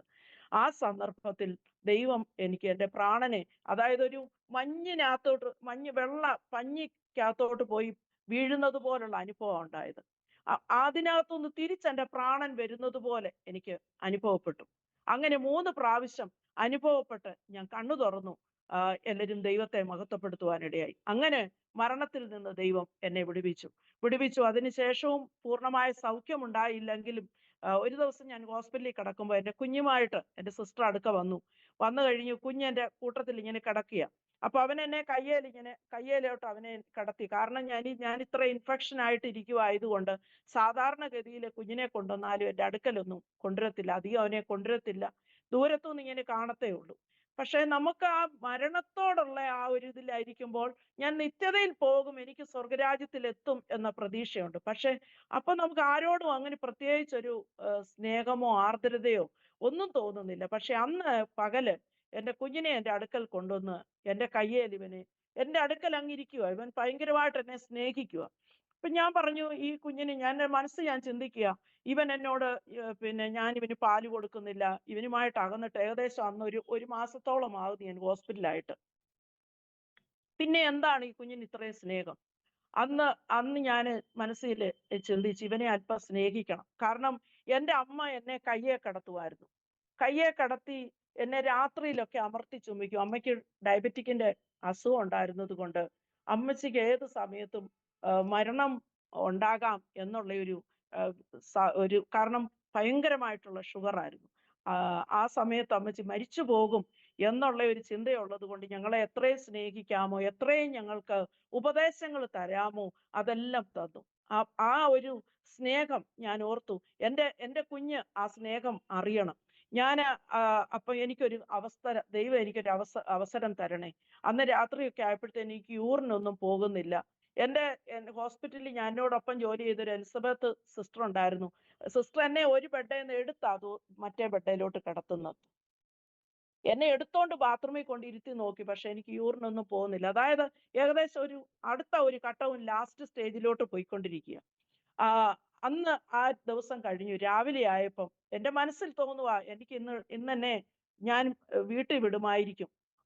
ഇന്ന് അടുത്ത ദിവസം ശനിയാഴ്ചയാ. ഞായറാഴ്ച ഭവനത്തിലെ ഇത് അവസരിച്ച ഇവിടെ ആരാധന നടക്കും. അപ്പൊ എനിക്കൊരു അല്പസമയം എനിക്ക് എൻ്റെ പ്രിയപ്പെട്ടവരോട് കൂടെ ആയിരിക്കണം. തിങ്കളാഴ്ച ഞാൻ മരിക്കും. ചൊവ്വാഴ്ച ഇവിടെല്ലാം അവധി ദിവസമാണ് ചൊവ്വാഴ്ച ദിവസം. അപ്പം ചൊവ്വാഴ്ച എൻ്റെ ഫ്യൂണറൽ നടക്കണം. അങ്ങനെ ചിന്തിച്ച് ഞാൻ ആയിരുന്ന അവസ്ഥയിൽ എന്നെ അടുത്ത ദിവസം ഡോക്ടർ വന്നിട്ട് പറഞ്ഞു. അപ്പൊ ആ കിടക്കുമ്പോൾ എനിക്ക് മലേറിയയും വന്നു. ഇപ്പൊ ഉണങ്ങിയിരിക്കുന്ന അസ്ഥിക്കകത്ത് മലേറിയയുടെ വന്നു കഴിഞ്ഞാൽ ഒരു രക്ഷയുമില്ലാത്ത ഒരു അവസ്ഥയിൽ കൂടി കടന്നു പോകുമ്പോൾ ഡോക്ടർ വന്നിട്ട് പറഞ്ഞു, ഇവിടെ കിടന്നാൽ ഒന്നുകൂടെ ഇൻഫെക്ഷൻ കൂടത്തേ ഉള്ളൂ, നിങ്ങൾ വീട്ടിൽ കൊണ്ടുപോക്കോ, ഒരു കുഴപ്പവും ഇല്ലെങ്കിൽ 4 ദിവസം കഴിഞ്ഞ് എന്നെ കാണിക്കാൻ എപ്പം വരണമെന്ന് ഹസ്ബൻഡ് ചോദിച്ചോ പറഞ്ഞു 4 ദിവസം കഴിഞ്ഞ്. അപ്പൊ ഡോക്ടർ വിചാരിച്ചു 4 ദിവസത്തിനകം. ഞാനും അത് തന്നെയാ ചിന്തിക്കുന്നത്. ശനി ഞായർ തിങ്കളാഴ്ച ഞാൻ മരിക്കും, ചൊവ്വാഴ്ച എൻ്റെ ഫ്യൂണറൽ നടത്തും. അപ്പൊ എനിക്ക് സുഖമില്ലാത്തത് ആയി കഴിഞ്ഞപ്പോ എൻ്റെ സഹോദരങ്ങളും ഒക്കെ വന്ന് എന്നെ കണ്ടുപോയി. അതുകൊണ്ട് ഇനി എൻ്റെ ബോഡി വെച്ചിരുന്ന് ആരും കഷ്ടപ്പെടരുത്. അത് മാത്രമല്ല പാസ്റ്റർജി, ഞാനിവിടെ ഇവിടെ ഒരു കൂട കൂട്ടിയിടുന്ന ഒരു സ്ഥലം ഉണ്ടായിരുന്നു. അപ്പൊ ഞാൻ പലപ്പോഴും പറഞ്ഞിട്ടുണ്ട്, ജീവനുണ്ടെന്ന് ചിന്തിക്കണ്ട, നിങ്ങൾ എന്നെ കൊണ്ട് ഒന്നിനും പ്രയോജനമില്ല. കുഞ്ഞിനെ നോക്കാൻ പ്രയോജനമില്ല, ഹസ്ബൻഡിന് ഒരു ഗ്ലാസ് വെള്ളം എടുത്തു കൊടുക്കാൻ പ്രയോജനമില്ല, എന്നെ കൊണ്ട് ആ കൂടക്കകത്ത് കൊണ്ടങ്ങ് കളഞ്ഞേക്കാൻ പറഞ്ഞ സന്ദർഭങ്ങളുമുണ്ട്. ജീവനുണ്ടെന്ന് വിചാരിക്കണ്ട കൊണ്ടുവന്ന് എന്നെ കൊണ്ട് കളഞ്ഞേക്കാൻ. അങ്ങനെ പറഞ്ഞ സാഹചര്യങ്ങളും മനസ്സിൽ നിരാശകളും വന്നിട്ടുണ്ട്. എങ്കിൽ തന്നെയും ആ സമയത്ത് ഞാൻ ചിന്തിച്ചു, അപ്പൊ ഇനി മരണം മുഖാമുഖം ആണല്ലോ, അടുത്ത ദിവസങ്ങളിൽ മരിക്കും. അപ്പൊ എന്നെ കണ്ടു കഴിഞ്ഞാൽ ഒരു മനുഷ്യർ എൻ്റെ അടുക്കൽ പോലും ഇരിക്കാൻ ഭയം വരും. അതുപോലെ എൻ്റെ ശരീരം വിരൂപമായി പോയി. ഞാൻ എന്നെ അവിടെ നിന്ന് ഹോസ്പിറ്റലിൽ നിന്ന് കൊണ്ടുവന്നു കഴിഞ്ഞ് ഈ കുഞ്ഞ് എൻ്റെ അടുക്കൽ നിന്ന് മാറത്തില്ല. അപ്പൊ എൻ്റെ സഹോദരിയുടെ മക്കള് പറയും, കുഞ്ഞിനെ എൻ്റെ അടുക്കലൊക്കെ ഇരുത്തും, എടുത്തു മാറ്റാൻ ശ്രമിക്കും, പക്ഷെ അവൻ അവിടുന്ന് മാറുന്നില്ല. എന്റേതാന്ന് അവൻ പറയുക. അപ്പൊ ഞങ്ങൾക്ക് ഈ കുഞ്ഞ് ഇത്രയും അധികം എന്നെ എന്തിനാ സ്നേഹിക്കുന്നത്? അപ്പൊ ഞാൻ എന്റെ സിസ്റ്ററിനോട് പറഞ്ഞു, ഞാൻ പാല് കൊടുക്കുന്നില്ല, ഇവൻ എന്തിനാ എന്നെ ഇത്രമാത്രം സ്നേഹിക്കുന്നതെന്ന് പറഞ്ഞപ്പോ എന്റെ സിസ്റ്റർ എന്നോട് പറഞ്ഞു, മോളെ, ഇപ്പോഴും കർത്താവ് നമ്മളെ ഇതിനെക്കാട്ടിലധികം സ്നേഹിക്കുന്നു. അപ്പൊ മരണം മുഖാമുഖം കണ്ട എനിക്ക് എനിക്ക് ഒരു ജീവൻ ദൈവം തന്നാൽ ഇനിയും എനിക്ക് കർത്താവിന് വേണ്ടി ജീവിക്കണമെന്നുള്ള ഒരു ചിന്ത വന്നു. അന്ന് എൻ്റെ അന്തർഭാഗത്തുനിന്ന് എന്തോ ഒന്ന് വലിച്ചെടുക്കുന്നത് പോലെ എനിക്ക് അനുഭവപ്പെട്ടു. അന്ന് കർത്താവിന്റെ ശരീരത്തെ സ്പർശിച്ചു. ആ ആ ആ ഒരു സ്റ്റേജ് കഴിഞ്ഞിട്ട് ദൈവം എനിക്ക് ഒത്തിരി വിടുതൽ തന്നു. 4 ദിവസം കഴിഞ്ഞ് ഡോക്ടർ അടുക്ക ചെല്ലുമ്പോൾ ഡോക്ടർ പറഞ്ഞു, ഇപ്പൊ എന്തോ വ്യത്യാസമുണ്ട്, ഇവിടുത്തെ തണുപ്പ് കാരണം പിന്നെയും ഞാൻ നാട്ടിൽ പോയി, കേരളത്തിൽ പോയി, ഒത്തിരി വ്യത്യാസം ശരീരത്തിൽ വന്നു. കേരളത്തിൽ പോയി കഴിഞ്ഞപ്പോൾ അപ്പൊ ഈ കിടക്കയിൽ കിടന്നപ്പോൾ എൻ്റെ തീരുമാനമായിരുന്നു, എൻ്റെ സ്വന്തം സ്ഥലത്ത് പോയി ശമരിയാസ്ത്രീ വിളിച്ചു പറഞ്ഞതുപോലെ വിളിച്ചു പറയണം, ഞാൻ ഒരുവനെ കണ്ടെത്തിയിരിക്കുന്നു, ജീവനുള്ള ദൈവം ഇതാണെന്ന്. അങ്ങനെ ചില ദിവസങ്ങൾ എൻ്റെ സഹോദരിയുടെ ഭവനത്തിൽ റെസ്റ്റ് എടുത്തതിന് ശേഷം ഞാൻ കുമ്പളാമ്പൊയ്യയിൽ എൻ്റെ സ്വന്തം സ്ഥലത്ത് കുറച്ച് കുഞ്ഞുങ്ങൾ മാത്രം, എൻ്റെ സഹോദരങ്ങളുടെ കുഞ്ഞുങ്ങളുമായിട്ട് അവിടുത്തെ ഒരു ഹോട്ടലിന്റെ വാതുക്കൽ, അതായത് വരാന്തയിൽ ചെന്ന് നിന്നിട്ട് ഉറക്ക പാട്ട് പാടി ദൈവത്തെ സാക്ഷിപ്പാനിടയായി തീർന്നു. സ്തോത്രം. ദൈവം എന്നെ വിടുവിച്ചു എന്ന് പറയുവാനിടയായി. ആ കാലഘട്ടം കഴിഞ്ഞു, തിരിച്ചു വന്നു. വീണ്ടും ഒരു പ്രാവശ്യം കൂടി രോഗത്തിന്റെ അറ്റാക്ക് എനിക്ക് വന്നു. വയറിനകത്തും എല്ലാം ബുദ്ധിമുട്ടായി. ഓൾ ഇന്ത്യ മെഡിക്കൽ ഇൻസ്റ്റിറ്റ്യൂട്ടിൽ കൊണ്ടുപോയി. അവര് പറഞ്ഞു, കുടലിന്റെ പകല ഭാഗത്തും മുഴയായിട്ടാ കാണുന്നത്. ഇത് 4.5 മാസം ഇച്ചിരി വിടുതലായി, പിന്നെ എന്തുകൊണ്ടായിരുന്നു ഞങ്ങൾക്കറിയത്തില്ല. അങ്ങനെ എന്നെ തിരിച്ചു അവിടെ നിന്ന് അവിടെ ബെഡില്ല, സഫ്ദർജംഗ് ഹോസ്പിറ്റലിലോട്ട് റെഫർ ചെയ്തു. അവിടെ കൊണ്ടുപോകാതെ വീണ്ടും റെഡ് ക്രോസ് ഹോസ്പിറ്റലിൽ കൊണ്ടുവന്ന് അഡ്മിറ്റ് ചെയ്തു. ഇപ്പം ഞാൻ എൻ്റെ ഹസ്ബൻഡിന്റെ അടുക്ക പറഞ്ഞു, ഇത്രയുമായി, ഇനിയും ഒരു സമയം ദൈവം നമുക്ക് തരുന്നെങ്കിൽ നമുക്ക് കർത്താവിന്റെ വേല ചെയ്യാം. അപ്പൊ അദ്ദേഹം എന്നോട് പറഞ്ഞു, എനിക്ക് വിലക്കില്ല, പക്ഷെങ്കില് പൂർണ്ണമായിട്ടുള്ള സൗഖ്യത്തോടെ ദൈവം നമ്മളെ ആക്കുന്നെങ്കിൽ ദൈവസന്നിധിയിൽ. ഞങ്ങൾ രണ്ടുപേരും ഹോസ്പിറ്റലിൽ വെച്ചൊരു തീരുമാനമെടുത്തു. അന്ന് എന്റെ ഭവനത്തിൽ ഇവിടെ എന്റെ സിസ്റ്ററിന്റെ ഭവനത്തില് ഇവിടെ ഈ ഹൗസ് ചർച്ചില് ഇവിടെ ഉപവാസ പ്രാർത്ഥന നടക്കുക. 2-ാം ദിവസം വൈകിട്ട് എന്നെ ഹോസ്പിറ്റലിൽ നിന്ന് എഴുതി വെച്ചിട്ട് ഒരു ഓട്ടോയിൽ എന്നെ വീട്ടിൽ കൊണ്ടുവന്നു. ഇവിടെ കൊണ്ടുവന്ന് എന്നെ പുറകിൽ ഇങ്ങനെ ഭിത്തിയേല് ചാരി എടുത്തുകൊണ്ടാ കൊണ്ടുവന്ന് കിടക്കുവാന്നോ അതേ പാകത്തിൽ ഇവിടെ കൊണ്ടുവന്ന് ഇരുത്തിയിരിക്കുക. ആ സമയത്ത് നാട്ടിൽ നിന്ന് വന്ന ഒരു തങ്കച്ചൻ പാസ്റ്റർ, ചങ്ങനാശ്ശേരിയിലാണ് അദ്ദേഹം ഇപ്പോഴും കൊണ്ട്, ചങ്ങനാശ്ശേരിയിലെ ഒരു IPC ചർച്ചിന്റെ പാസ്റ്ററാണ് അദ്ദേഹം. ഇവിടെ ഒരു വിസിറ്റിന് വേണ്ടി വന്ന് എങ്ങനെയോ ഞങ്ങളുടെ ചർച്ചിൽ ഇവിടെ എത്തിച്ചേർന്നു. അദ്ദേഹത്തിന് ഈ കാര്യങ്ങളൊന്നും അറിയത്തില്ല. അദ്ദേഹം ശുശ്രൂഷ വേളയിൽ പറഞ്ഞു, മോശെ, മുൾപ്പടർപ്പ് കത്തിക്കൊണ്ട് നിൽക്കുന്ന ജീവിത വിഷയങ്ങള് ഒരു കൂട്ടം ജനത്തെ വിടുവിപ്പാൻ ദൈവം നിന്നെ അയക്കുന്നെന്ന് പറഞ്ഞു. ഞങ്ങൾ രണ്ടുപേരും തീരുമാനമെടുത്തത് പാസ്റ്റർക്കോ മറ്റാർക്കും തന്നെ അറിയത്തില്ല. ആ സമയത്ത് എൻ്റെ ഹസ്ബൻഡ് 2 കരവും ഉയർത്തി അലറിക്കരഞ്ഞു, കർത്താവേ, ഞാൻ പോകാം എന്ന് നിലവിളിച്ചു. ആ സമയത്ത് ഇവിടെ ഈ ചർച്ചില് 4 കുടുംബങ്ങളാണ് ആകെ ഉള്ളത്. 4 കുടുംബങ്ങളില് ഹസ്ബൻഡ്, വൈഫ്, 4 കുഞ്ഞുങ്ങള് എല്ലാവരും അന്ന് ഈ ഉപവാസ പ്രാർത്ഥന ഇവിടെ ഉണ്ട്. എന്നെ ഹോസ്പിറ്റലിൽ നിന്ന് കൊണ്ടുവന്നതാ, ഞങ്ങൾ ഇവിടെ ഉണ്ട്. അപ്പൊ ഈ 4 കുടുംബങ്ങളും അലറിക്കരഞ്ഞു. ഈ കരച്ചിലിന്റെ മധ്യത്തില് എന്തുവാ സംഭവിക്കുന്നതെന്ന് അറിയാതെ കുഞ്ഞുങ്ങളും കരഞ്ഞു. ഈ കരച്ചിലിന്റെ മധ്യത്തിൽ ദൈവത്തിന്റെ വലിയ സാന്നിധ്യം, തീ ഇറങ്ങുന്നത് പോലുള്ള അനുഭവം വെളിപ്പെട്ടു. അന്ന് രാത്രി കർത്താവിനെ സൗഖ്യമാക്കി. 98 മാർച്ച് 21-ാം തീയതി രാത്രി ആ പ്രാർത്ഥനാ മീറ്റിംഗിൽ ദൈവം എന്നെ സൗഖ്യമാക്കി. ആ സൗഖ്യം 98 മുതൽ ഇന്നേ ദിവസം വരെയും അനുഭവിപ്പാൻ ദൈവം സഹായിച്ചു കൊണ്ടിരിക്കുന്നു. അതിനുശേഷം ഞങ്ങൾ രണ്ടുപേരും കർത്താവിന്റെ വേലയ്ക്ക് വേണ്ടി സമർപ്പിച്ച ഞാൻ പിന്നീട് ജോലിക്ക് പോയിട്ടില്ല. എൻ്റെ ഹസ്ബൻഡ് ജോലി രാജിവെച്ചു. ഞങ്ങൾ നാട്ടിൽ പോയി ചർച്ച് ഓഫ് ഗോഡിന്റെ ICT എന്ന് പറയുന്ന തിരുവല്ല ബൈബിൾ കോളേജിൽ ഹസ്ബൻഡ് പഠിച്ചു. ഞാൻ പായിപ്പാട് ന്യൂ ഇന്ത്യ ബൈബിൾ കോളേജിൽ വചനം പഠിച്ചു കഴിഞ്ഞപ്പോൾ ഞങ്ങളെ പല ആൾക്കാരും, ഹസ്ബൻഡ് വൈഫ് ആണല്ലോ, പല ഇടങ്ങളിലേക്ക് പ്രവർത്തനത്തിന് വേണ്ടി വിളിച്ചു. പക്ഷെങ്കില് ഉപവസിച്ചും പ്രാർത്ഥിച്ചും ഇരിക്കുമ്പോൾ അപ്പോസ്തല പ്രവൃത്തി 22-ാം അധ്യായത്തിന്റെ 21-ാമത്തെ വാക്യം, നീ പോക, ഞാൻ നിന്നെ ദൂരെ ജാതികളുടെ മധ്യ അയക്കുമെന്ന് ദൈവത്തിന്റെ വചനം എന്നോട് ഇടപെട്ടു. അത് കൂടാതെ തന്നെ ഞാൻ ഒരു ലെറ്ററിനകത്താണ് ഇന്ത്യയുടെ മാപ്പ് വരയ്ക്കുന്നു, വില്യം കേറിയുടെ ജീവിതാനുഭവങ്ങൾ എഴുതി വെക്കുന്നതായിട്ട്. അപ്പൊ ഇന്ത്യയെ കുറിച്ച് ഒരു വലിയൊരു ആത്മഭാരം എനിക്കുണ്ടായി. അങ്ങനെ ഞങ്ങള് തിരിച്ച് ഇവിടെ ഡൽഹിയിൽ തിരിച്ചു വന്നു. തിരിച്ചു വരുമ്പോൾ ഞാൻ ഓട്ടോയില് ഇവിടെ ന്യൂഡൽഹി സ്റ്റേഷനിൽ നിന്ന് ഇങ്ങോട്ട് വരുമ്പോൾ ഞാൻ പറഞ്ഞു, കർത്താവേ, ഈ ജനസമൂഹത്തിനോട് ഞാൻ എന്തു പറയും? ഞാൻ ട്രാക്ട് കൊടുക്കാമെന്ന് പറഞ്ഞു. അന്ന് തൊട്ട് ട്രാക്ട് കൊടുക്കാൻ തുടങ്ങി. ഇവിടെ വന്ന് ആദ്യം 40 ദിവസം ഉപവസിച്ചു. 40 ദിവസം ഉപവസിക്കുമ്പോൾ 29-ാം ദിവസം ഞാൻ ദൈവത്തോട് പറഞ്ഞു, കർത്താവേ, ഞാനൊരു സ്ത്രീ ആയിരിക്കെ, എൻ്റെ ഹസ്ബൻഡ് 3rd ഇയർ അന്ന് അവിടെ പഠിച്ചുകൊണ്ട് നിൽക്കുന്നേ ഉള്ളൂ. ഞാൻ മോനെ സ്കൂളിൽ വിടണം. തിരിച്ച് ഞാൻ ഇവിടെ വന്നു. തിരിച്ചിവിടെ വന്നു കഴിഞ്ഞു. അപ്പോൾ ഞാൻ ഈ കുഞ്ഞിനെ ഇവിടെ ആക്കിയിട്ടാണ് പോകുന്നത്. കാരണം കുഞ്ഞുമായിട്ട് അവിടെ നിന്ന് കഴിയുമ്പോൾ പിന്നെ തിരിച്ചിങ്ങോട്ട് വരാനുള്ള ഒരു ഇത് തോന്നത്തില്ല. കർത്താവുമായിട്ടുള്ള ഉടമ്പടിയായിരുന്നു. ആപതുള്ള സമയം ഉത്തർ ഭാരതത്തിൽ വന്ന് ദൈവത്തിന്റെ വേല ചെയ്യണം. കർത്താവ് തരുന്ന സമയം അത്രയും വേല ചെയ്യണം. എങ്ങനെ ആയിത്തീരും, എങ്ങോട്ട് പോകണം ഒന്നും അറിയത്തില്ല. ഇവിടെ വന്നു ട്രാക്ട് കൊടുക്കാൻ തുടങ്ങി. അപ്പൊ ആദ്യം ഉപവസിച്ച് പ്രാർത്ഥിച്ചിരിക്കുമ്പോൾ 29-ാമത്തെ ദിവസം ദൈവത്തിന്റെ ആത്മാവ്, ഞാനിങ്ങനെ ഒത്തിരി കരഞ്ഞു. ഈ ചെറിയ ചർച്ചിനകത്ത് ഇങ്ങനെ നടന്ന് പ്രാർത്ഥിച്ച് ഒടുവിൽ മുഴങ്കാല് മടക്കി ദൈവസന്നിധിയിൽ ഇരിക്കുമ്പോൾ ഞാനൊരു ദർശനം കണ്ടു. ഞാൻ പറഞ്ഞു, കർത്താവെ, അധികാരം തരണം. അധികാരത്തിന്റെ ശുശ്രൂഷ എങ്ങനെയാണ് ഇത് ചെയ്യേണ്ടുന്നത്, മുന്നോട്ട് എങ്ങനെ പോകണോ എനിക്കറിയത്തില്ല. ആ സമയത്ത് കർത്താവ് എന്നോട് എനിക്ക് ദർശനം തന്നത്, എന്നെ ഒരു ചെയറിൽ കൊണ്ട് ഇരുത്തിയതിന് ശേഷം എൻ്റെ കൈ എൻ്റെ നേരെ ഒരു കിരീടം വരികയാണ്. അപ്പൊ എനിക്ക് അനുഗ്രഹം വേണം, എനിക്ക് അഭിഷേകം വേണം, ശുശ്രൂഷ ചെയ്യണം. അപ്പൊ എങ്ങനെ ചെയ്യണം? ദൈവം എന്നോട് ഇടപെടണം. ഉപവസിച്ച് 29 ദിവസവും പ്രാർത്ഥിച്ചിരിക്കുക. ഞാനിങ്ങനെ ഇരിക്കുമ്പോൾ ഒരു മുൾക്കിരീടമായി എൻ്റെ നേർക്ക് വരുന്നു. അപ്പൊ ഞാൻ വിചാരിച്ചു, ഇത്രയും കഷ്ടം സഹിച്ചിട്ട് ഇനിയും എനിക്ക് മുൾക്കിരീടമോ? ഞാൻ ഇങ്ങനെ തല ഉയർത്തി, കർത്താവ്, ഇനിയും മുൾക്കിരീടമാണോ എന്ന് ചോദിക്കുമ്പോൾ, ഞാൻ ഈ ലോകത്തിൽ വന്നപ്പോൾ ലോകം എനിക്ക് തന്നില്ലേ, ഞാൻ ധരിച്ചില്ലേ എന്ന്. അപ്പൊ ഞാൻ പറഞ്ഞു, കർത്താവെ, കർത്താവ് ധരിച്ചു, ഞാനും ധരിക്കാമെന്ന് പറഞ്ഞു. സ്തോത്രം. എൻ്റെ തലയിൽ ആ മുൾക്കിരീടം വെച്ചു. അതിനുശേഷം ഒരു ഗോതമ്പിന്റെ കളറുള്ള 1.5 അടി നീളം കാണും ഒരു ചുരുള് പോലൊരു വടി എൻ്റെ നേർക്ക് നീട്ടിയിട്ട് പറഞ്ഞു, തലയിലിരിക്കുന്നത് മുൾക്കിരീടമാണ്, കയ്യില് നീ അധികാരത്തിന്റെ വടി നീ വാങ്ങിക്കാം. അപ്പം ഞാനത് അന്നതിന് ശേഷം എനിക്ക് മനസ്സിലായി, ലോകത്തിൽ നമ്മൾ കർത്താവിന്റെ വേല ചെയ്യുന്ന ഒരു വ്യക്തിയെ സംബന്ധിച്ചിടത്തോളം ഈ ലോകത്തിൽ നിന്ന് പ്രത്യേകിച്ച് ഒന്നും പ്രതീക്ഷിക്കരുത്.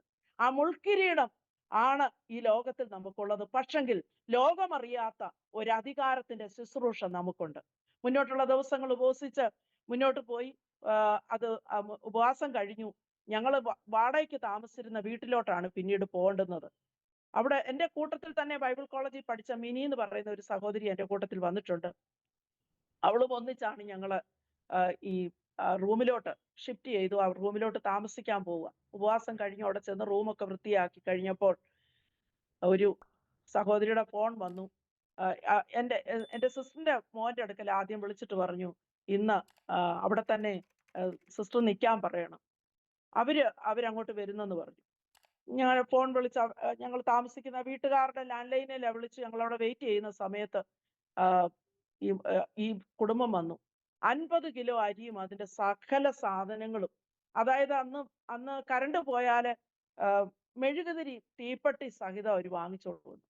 വിശ്വാസ ജീവിതത്തിന്റെ തുടക്കം കുറിക്കുക. അന്ന് തൊട്ട് ഒരു വിശ്വാസ ജീവിതം നയിപ്പാൻ ദൈവം ഇന്നയോളം ഞങ്ങളെ സഹായിച്ചു.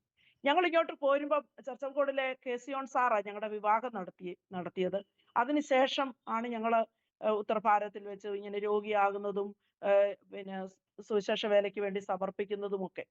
ഞാൻ തിരിച്ചു ചെന്ന് ICTS ബൈബിൾ കോളേജിൽ പഠിച്ചു പോരുന്ന സമയം സാറ് വിളിച്ച് ഞങ്ങൾക്ക് ഭക്ഷണമൊക്കെ തന്നു. നിങ്ങളുടെ തീരുമാനം എന്താ, നിങ്ങൾ ഇവിടെ നിൽക്കുന്നോ എന്ന് ചോദിച്ചപ്പം സാറിനോട് ഞാനിത് പറഞ്ഞു, സാറേ, അവിടെ ഞങ്ങൾ അവിടെ പോകാനാ നിയോഗം. ഇതുപോലെ ദൈവം എന്നോട് പറഞ്ഞു, നീ ഞാൻ നിന്നെ ദൂര ജാതികളുടെ മധ്യ അയക്കും. അപ്പം എന്നോട് ചോദിച്ചു, അടുത്ത നിങ്ങൾ എങ്ങനെ ജീവിക്കും, നിങ്ങളുടെ കാര്യങ്ങൾ എങ്ങനെ പോകും? പെട്ടെന്ന് എൻ്റെ മനസ്സിൽ ഇങ്ങനെ വന്നു, ആളുകൾ മാറും, സ്റ്റേറ്റ് മാറും, പക്ഷേ നമ്മുടെ കർത്താവിന് മാറ്റമില്ല. അവൻ ഇന്നലെയും ഇന്നും എന്നേക്കും അനന്യനായ ദൈവമാണ്. സ്തോത്രം.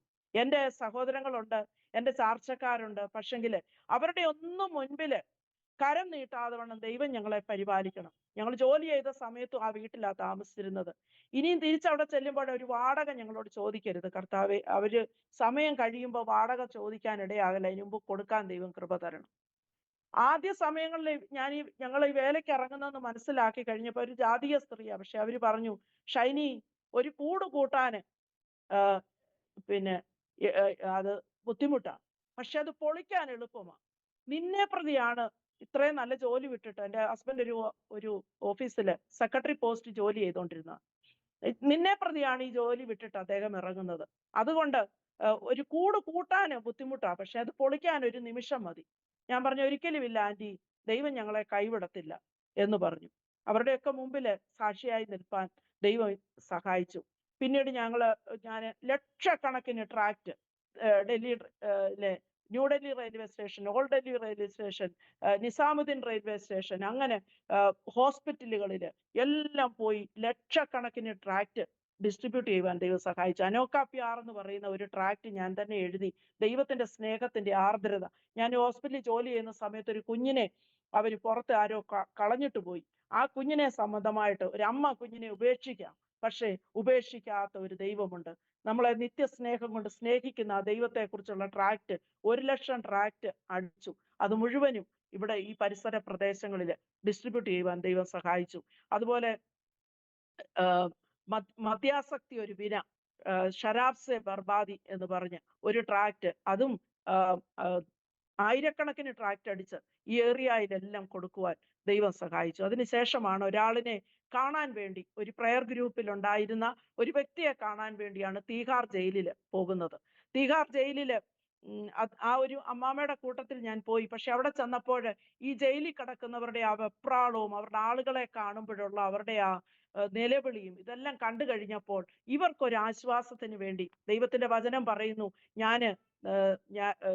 എനിക്ക് വിശന്നു, നിങ്ങൾ ഭക്ഷിപ്പാൻ തന്നു. എനിക്ക് വസ്ത്രമില്ലായിരുന്നു, നിങ്ങൾ എനിക്ക് ധരിപ്പാൻ തന്നു. ഞാൻ ജയിലിലായിരുന്നു, നിങ്ങൾ എന്നെ കാണുവാൻ വന്നു. ഞാൻ രോഗിയായിരുന്നു. അപ്പൊ മറ്റുള്ള ചോദിക്കുകയാണ്, കർത്താവ് ഇതൊക്കെ എപ്പോ സംഭവിച്ചു? കർത്താവ് പറഞ്ഞു, എന്നിൽ ഒരുവന് വേണ്ടി നിങ്ങൾ ചെയ്യുന്നതൊക്കെയും അത് എനിക്കെന്നതുപോലെ എന്ന് പറയുവാൻ ഇടയായി തീർന്നു. ആ വചനം ഉള്ളത്തിൽ ക്രിയ ചെയ്തു. അങ്ങനെ ജയിൽ സുവിശേഷീകരണത്തിന് വേണ്ടി അന്ന് ഞാൻ ശ്രമിച്ചു. പക്ഷെ അവിടെ അന്നേരം സമയത്ത് കിട്ടിയില്ല. പക്ഷെങ്കിൽ ജയിലിൽ കിടന്ന അദ്ദേഹം ഒരു പോലീസുകാരനായിരുന്നു.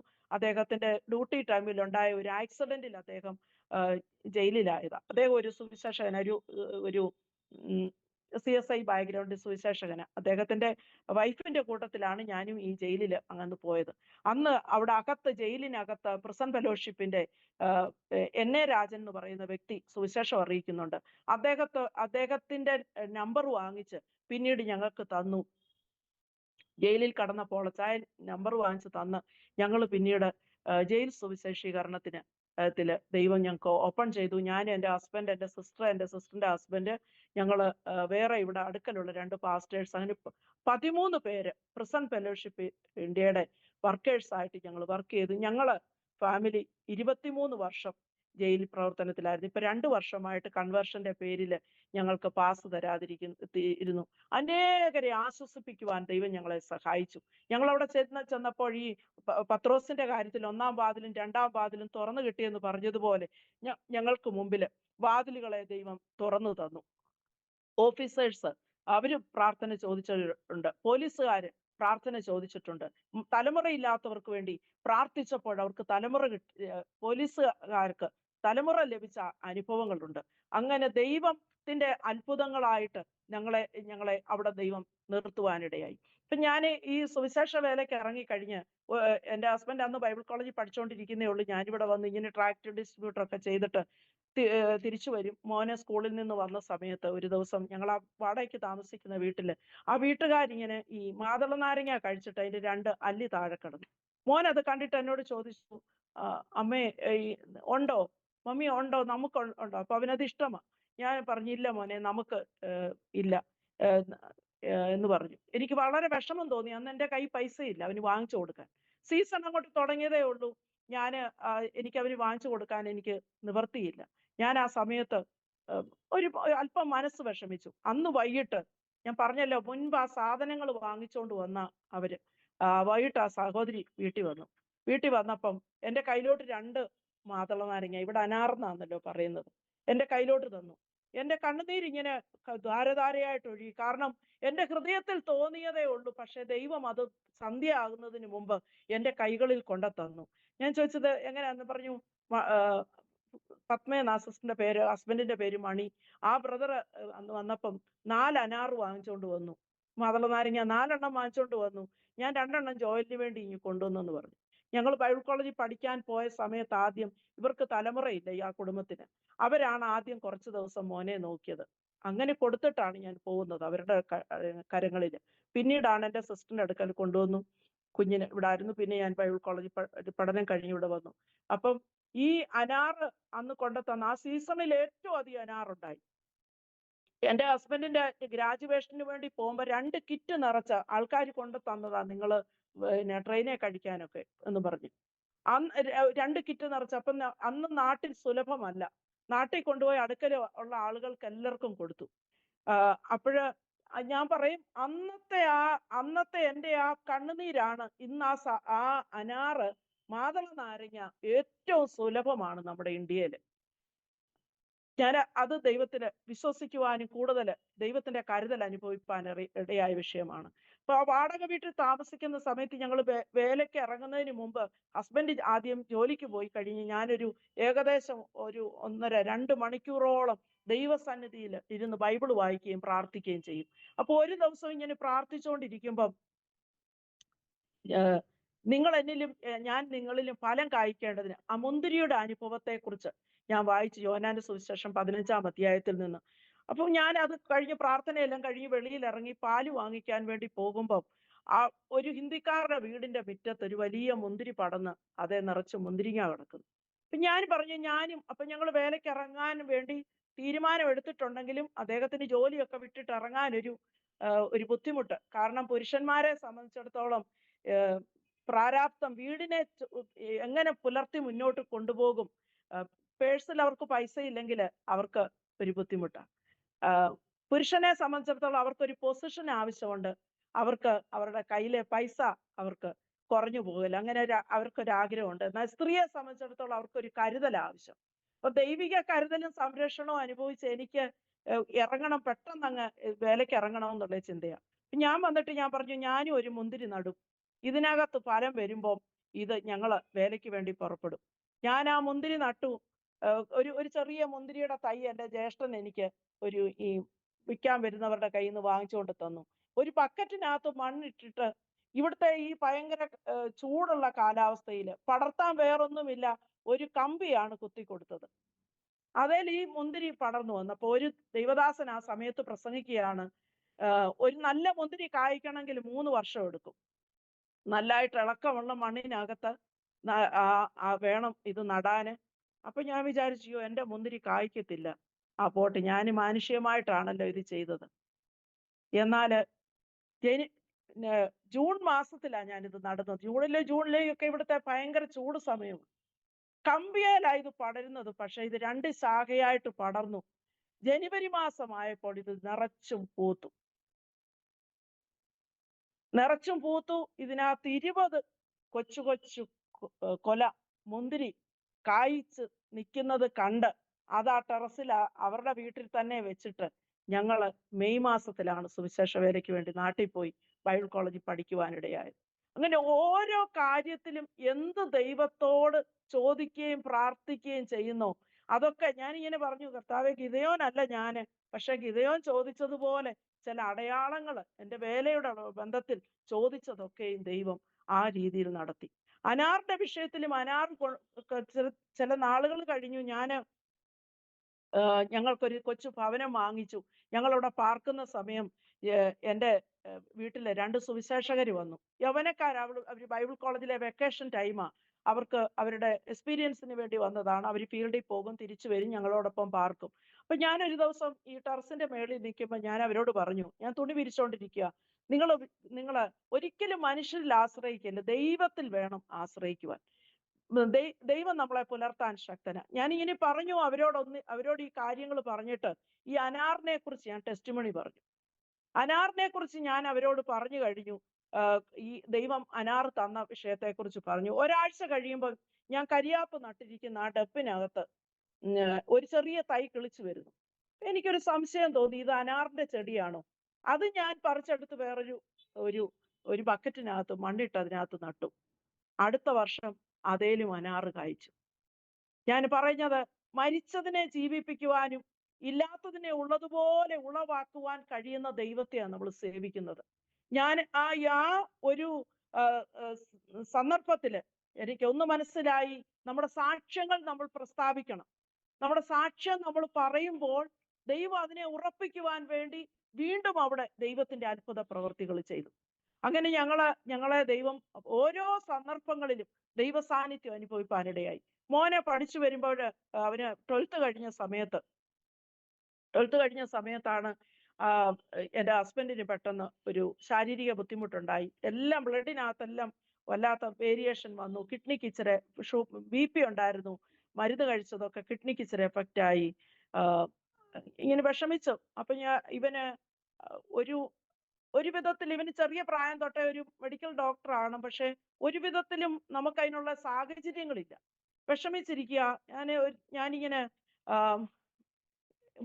മുറിക്കകത്ത് ചെന്നിട്ട് ഇങ്ങനെ ഞാൻ കരഞ്ഞു, കർത്താവേ, ഹസ്ബൻഡിന് സുഖമില്ല, ഞങ്ങളൊരു സുവിശേഷകരായിരിക്കെ ഞങ്ങൾക്ക് എന്ത് ചെയ്യാൻ പറ്റും എന്നിങ്ങനെ ഭാരപ്പെട്ട സമയത്ത് പെട്ടെന്ന് ദൈവം എനിക്കൊരു വചനം എന്നോട് ഇടപെട്ടു.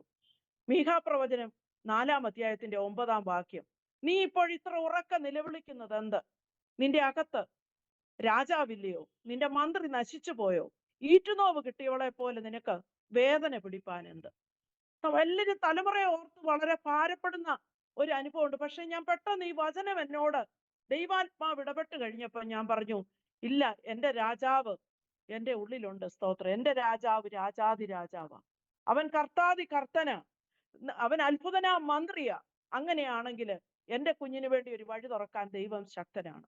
ഞാൻ അന്ന് എൻ്റെ ദുഃഖം ദൈവം മാറ്റി. തലമുറയെക്കുറിച്ച് ഭാരപ്പെടുന്ന ദുഃഖം എൻ്റെ ഉള്ളത്തിൽ നിന്ന് മാറി. അപ്പൊ ആ സമയത്ത് തന്നെ ഇവൻ പഠിച്ചുകൊണ്ടിരിക്കുമ്പോൾ ദൈവാത്മാവിനിൽ കൂടെ അവനോട് ഇടപെട്ടു, മോനെ, നിന്റെ മുമ്പിൽ ട്രാക്ക് ഉണ്ട്, നിന്റെ മുൻപിൽ സ്റ്റേഷൻ ഉണ്ട്. പക്ഷെങ്കില് ഈ മഞ്ഞ് മൂടിക്കിടന്നാൽ നിന്റെ ട്രാക്ക് മനസ്സിലാക്കാൻ നിനക്ക് കഴിയത്തില്ല, നിന്റെ സ്റ്റേഷൻ നിനക്ക് കണ്ടെത്താൻ കഴിയത്തില്ല. മഞ്ഞ് മാറുന്നത് എപ്പോഴാന്ന് ചോദിച്ചാൽ സൂര്യൻ ഉദിക്കുമ്പോഴാണ്. അപ്പൊ നിന്റെ ജീവിതത്തിൽ സൂര്യൻ ഉദിക്കുമ്പോഴാണ് നിനക്ക് നിന്റെ മുന്നിലോട്ടുള്ള പാതകൾ കാണുവാനിടയാകുന്നത്. ഇന്ന് ഞാൻ പറയട്ടെ, എന്നെ കേൾക്കുന്ന പ്രിയപ്പെട്ടവരോട്, തലമുറയെ ഓർത്ത് നിങ്ങൾ നിലവിളിച്ച് അവരുടെ വിദ്യാഭ്യാസത്തിന് വേണ്ടി ഭാരപ്പെടുന്നു. എന്നാൽ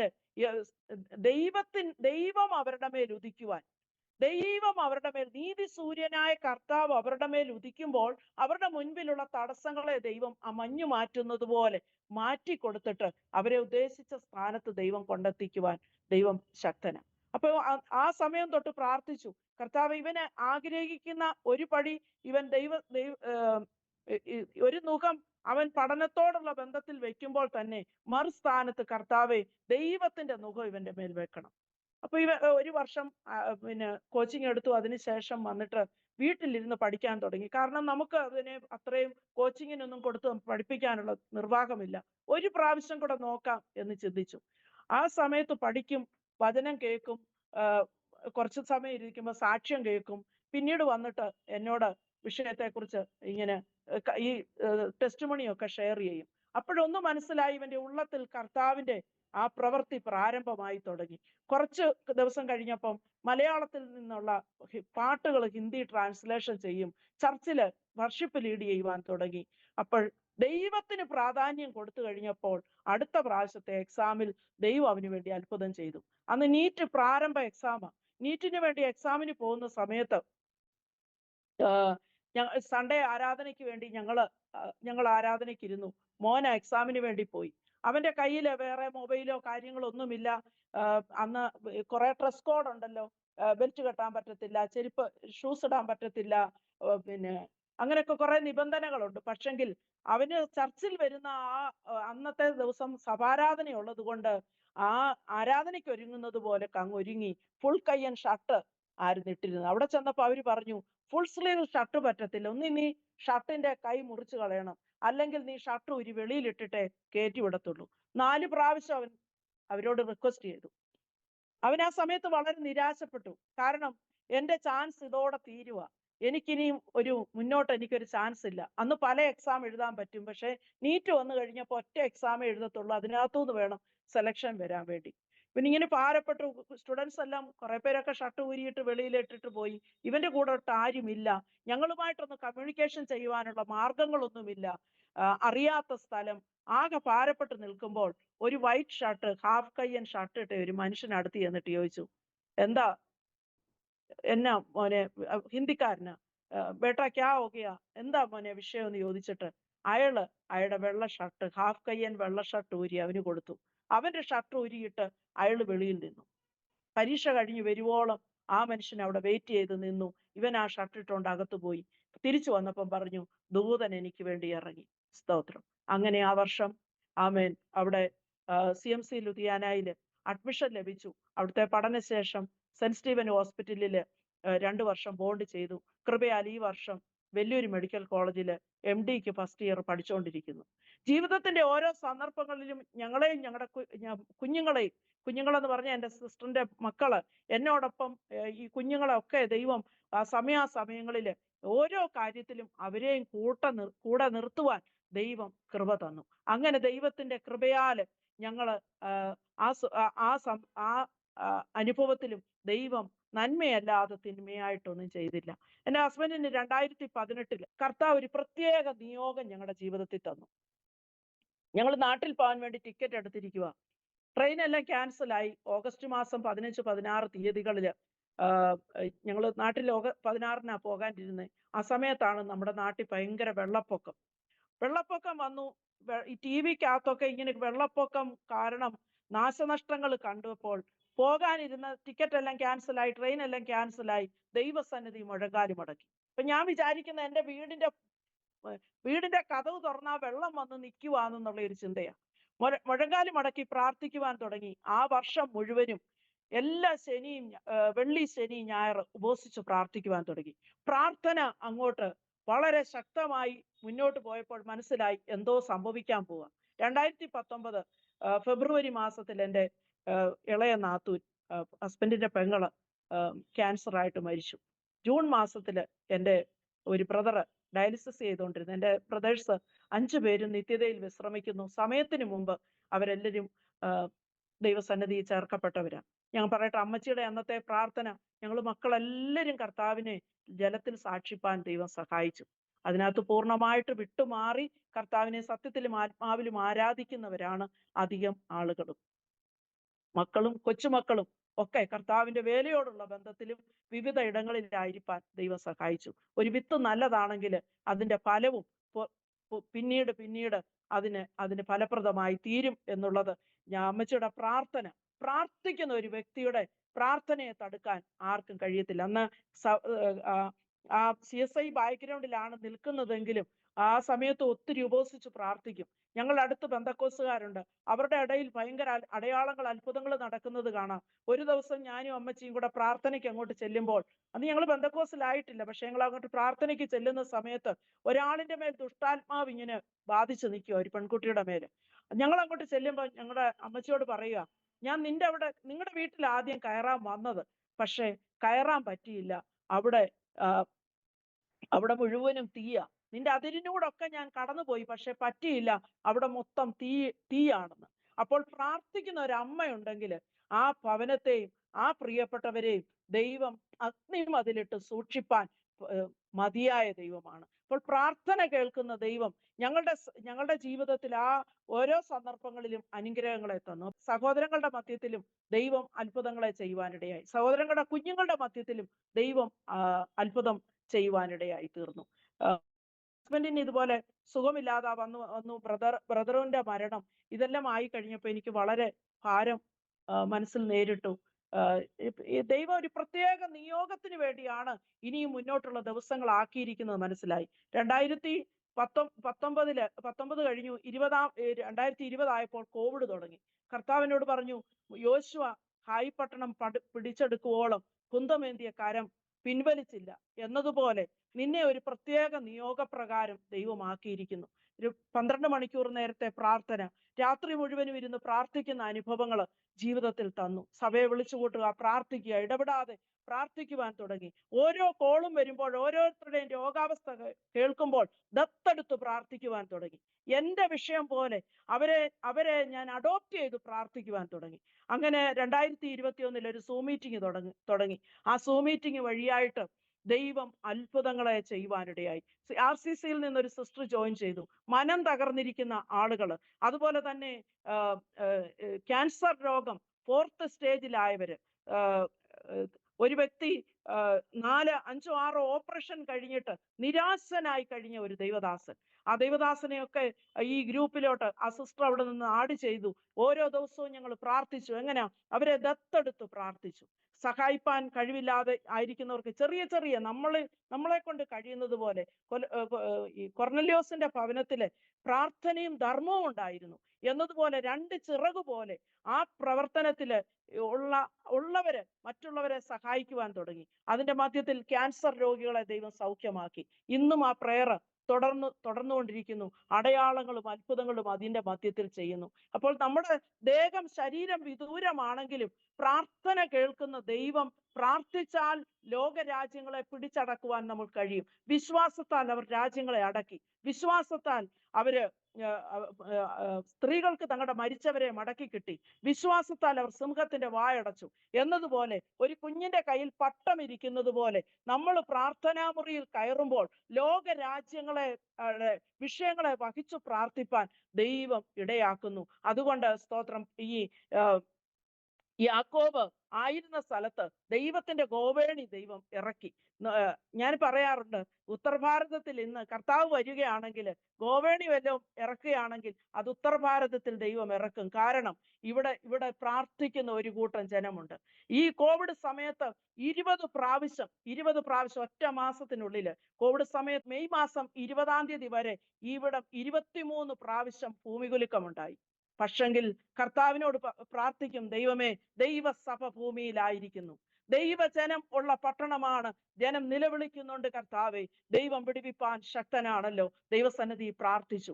ഈ ഡൽഹി എന്ന് പറയുന്നത് ഭൂകമ്പ സ്വഭാവമുള്ള ഒരു പ്രദേശമാണ്. പക്ഷേ പ്രാർത്ഥനയിൽ കൂടി ദൈവം അത്ഭുതങ്ങളെ ചെയ്യുന്നു.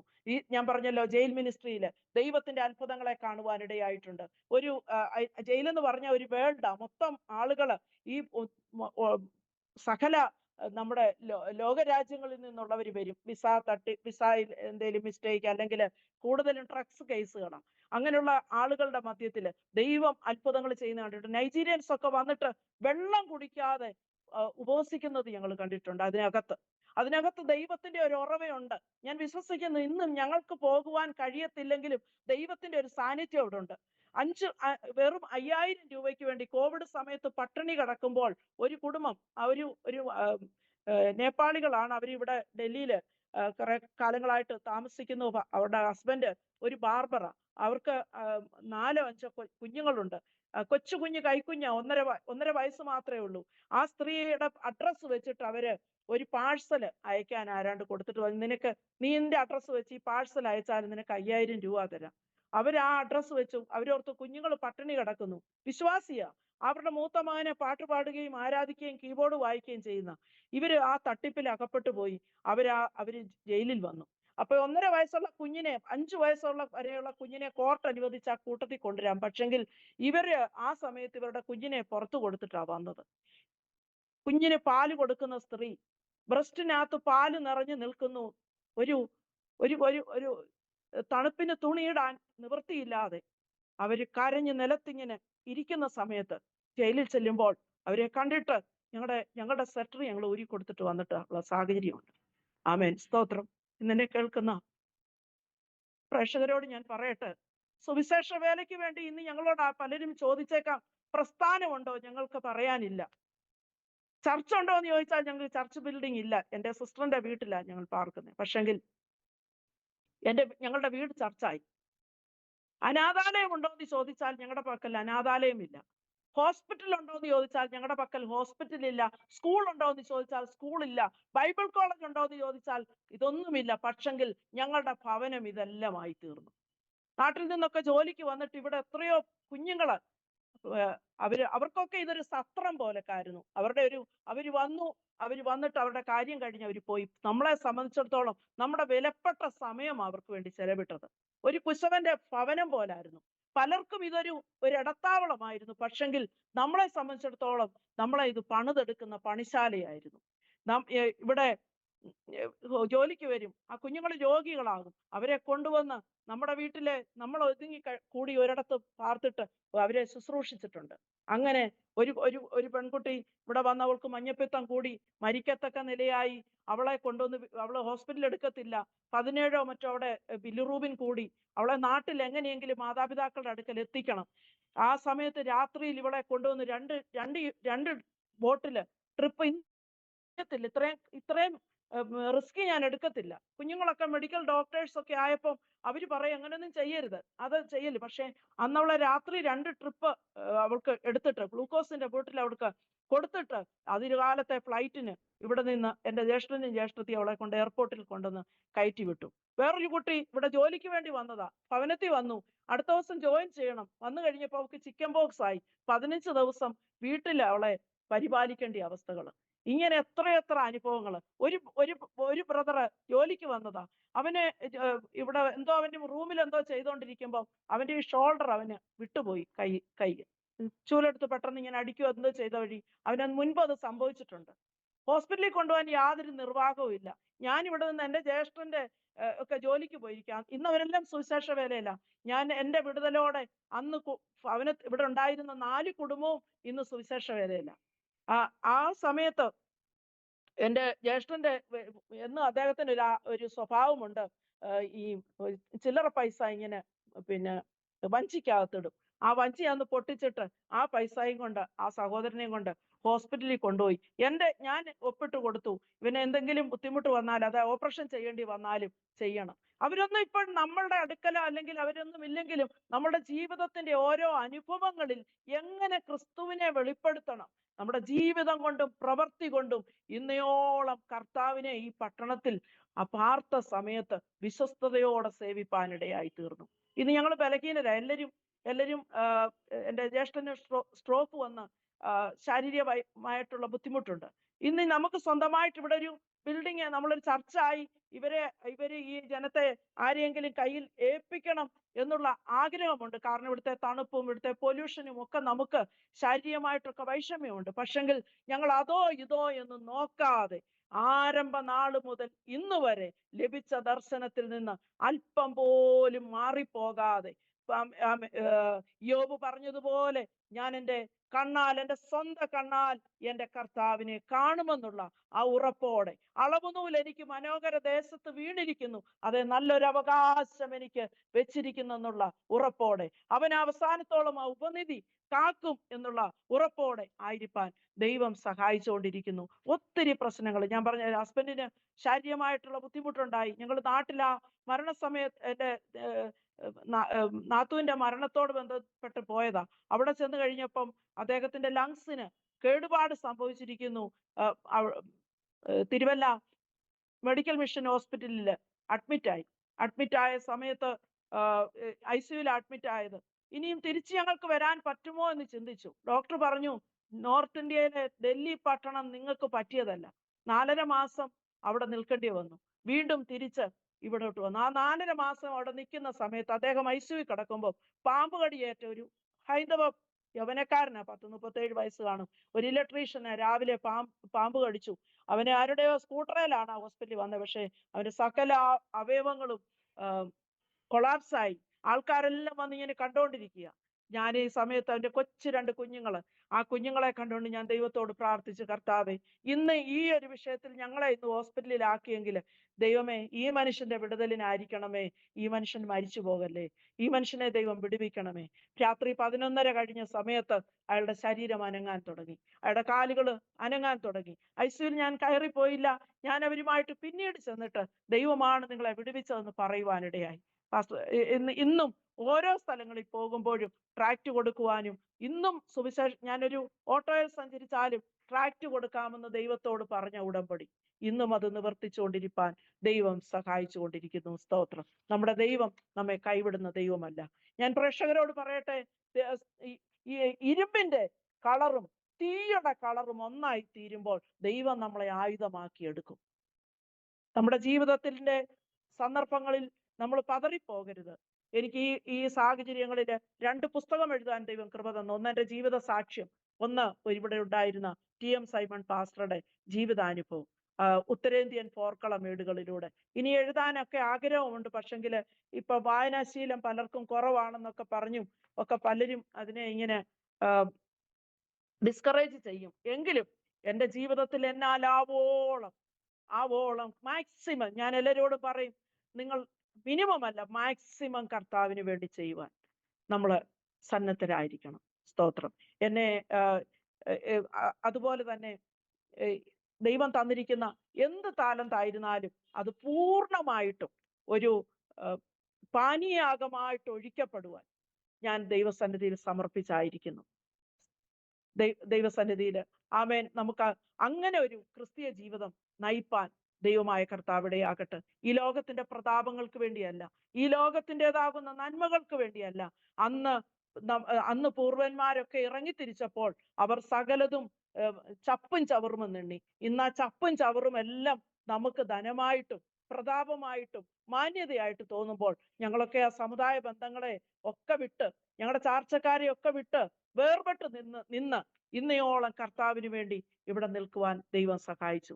98 മാർച്ച് മാസം 21 രാത്രിയിൽ എനിക്ക് തന്ന വിടുതല് ഇന്നയോളം ദൈവം ആമേൻ ആ സൗഖ്യത്തോടെ നിൽക്കാൻ ഇടയായി. പിന്നീട് രോഗം വന്നിട്ടില്ലെന്നല്ല, പല രോഗങ്ങൾ വന്നിട്ടുണ്ട്, പക്ഷെങ്കിൽ മരണത്തിന് ഏൽപ്പിച്ചു കൊടുക്കാതെ വിടുവിച്ച ദൈവത്തെ മഹത്വം കരയേറ്റുന്നു. ആമേൻ. സ്തോത്രം. ഞാന് പല ഭാഗങ്ങളിലും ഇനിയും ഒരുപാട് സാക്ഷ്യങ്ങൾ വിട്ടുപോയിട്ടുണ്ട്. എങ്കിലും ദൈവത്തിന്റെ കൃപയാൽ ഇത്രത്തോളം ദൈവം സഹായിച്ചല്ലോ. ഞാൻ എൻ്റെ സഹോദരങ്ങള് ഓരോരുത്തരായി മരണപ്പെട്ടപ്പോൾ ഒരു പാട്ടിന്റെ 2 വരി ഞാനത് പാടാൻ ആഗ്രഹിക്കുന്നു. ആ സമയത്ത് ദൈവം എനിക്ക് തന്ന ലൈനാണ്, കുറെ ഏറെയുണ്ട് എങ്കിലും. സ്തോത്രം. രാത്രി കഴിയും ഇരുളുമാറും പ്രഭാത നക്ഷത്രമുദിച്ചിടുന്നു, കാഹളം ധ്വനിക്കും നാം ഉയർക്കും, പ്രാക്കളെ പോലെ നാം പറന്നുയരും, കാഹളം ധ്വനിക്കും നാം ഉയർക്കും, പ്രാക്കളെ പോലെ നാം പറന്നുയരും. പരദേശിയാണു നാം ഈ പാരിൽ, പ്രവാസകാലം കഴിഞ്ഞു പോകും, പരനോടു കൂടെ നാം പാണിടുന്ന കാലമതേറ്റം അടുത്തുവല്ലോ, പരനോടു കൂടെ നാം പാണിടുന്ന കാലമതേറ്റം അടുത്തുവല്ലോ. സ്തോത്രം. എനിക്ക് അരോമ TV വന്ന് സാക്ഷ്യം പറയുവാൻ ദൈവം അവസരം ഒരുക്കി തന്നു. ബിന്ദു സിസ്റ്ററാണ് എനിക്കതിനുള്ള മുഖാന്തരം ഒരുക്കിയത്. സിസ്റ്ററിനെ ദൈവം, ബിന്ദു മനോജ്, ദൈവം അനുഗ്രഹിക്കട്ടെ. ഒരു നിമിഷം ഞാൻ പ്രാർത്ഥിക്കുവാൻ ആഗ്രഹിക്കുന്നു. കർത്താവിന്റെ ദാസൻ ഡാനിയൽ ജോണിൽ കൂടെ ചെയ്തു വരുന്ന ഈ മഹത്വമായ പ്രവൃത്തി ദൈവം ധാരാളം അനുഗ്രഹിക്കട്ടെ. ഒരു നിമിഷം എന്നെ കേൾക്കുന്ന പ്രിയപ്പെട്ടവർക്ക് വേണ്ടി ഞാൻ പ്രാർത്ഥിക്കുവാൻ ആഗ്രഹിക്കുന്നു. നല്ല ദൈവമേ, സ്വർഗസ്ഥ പിതാവാ കർത്താവേ, നല്ല സമയത്തിനായി സ്തുതിക്കുകയും വാഴ്ത്തുകയും ചെയ്യുന്നു. സംഭവങ്ങളെ കൊണ്ട് നിറഞ്ഞ ലോകത്തിൽ കർത്താവെ വേറിട്ട് അല്പസമയം ദൈവത്തിന്റെ സാക്ഷ്യവുമായിരിക്കാൻ ദൈവം ഇടയാക്കുന്ന കൃപയ്ക്കായി സ്തോത്രം. കേൾക്കുന്നവർക്ക് അധികം കൃപ ലഭിക്കേണ്ടതിന് ദൈവസന്നിധിയിൽ സമർപ്പിച്ച് പ്രാർത്ഥിക്കുന്നു. കർത്താവെ, അവരുടെ ജീവിതത്തില് പ്രാർത്ഥനാ ജീവിതമുള്ളവരായി ഇരിക്കുവാൻ ദൈവം സഹായിക്കണം. ഈ ലോകത്തിലെ ഉള്ളവനെക്കാട്ടിലും ഒരു വലിയവൻ ഞങ്ങളിൽ ഉണ്ടെന്നുള്ള അത് ഗ്രഹിപ്പാനുള്ള കൃപ ദൈവം ദാനം ചെയ്യണമേ. കർത്താവെ, വചനത്തിന് ശക്തിയുണ്ടെന്നുള്ള ഇത് മനസ്സിലാക്കുവാൻ ദൈവം കൃപ ചെയ്യണമേ. അനേകരും വിശ്വാസത്തിൽ വന്നിട്ട് ക്ഷീണപ്പെട്ടു പോകുന്നവരുണ്ട്, പതറിപ്പോകുന്നവരുണ്ട്. എന്നാൽ ഒരു സാക്ഷ്യത്തെ ഉളവാക്കുന്നത് പോലെ ഈ സാക്ഷ്യ പരമ്പര അനേകർക്ക് ആശ്വാസത്തിന് കാരണമാക്കണം.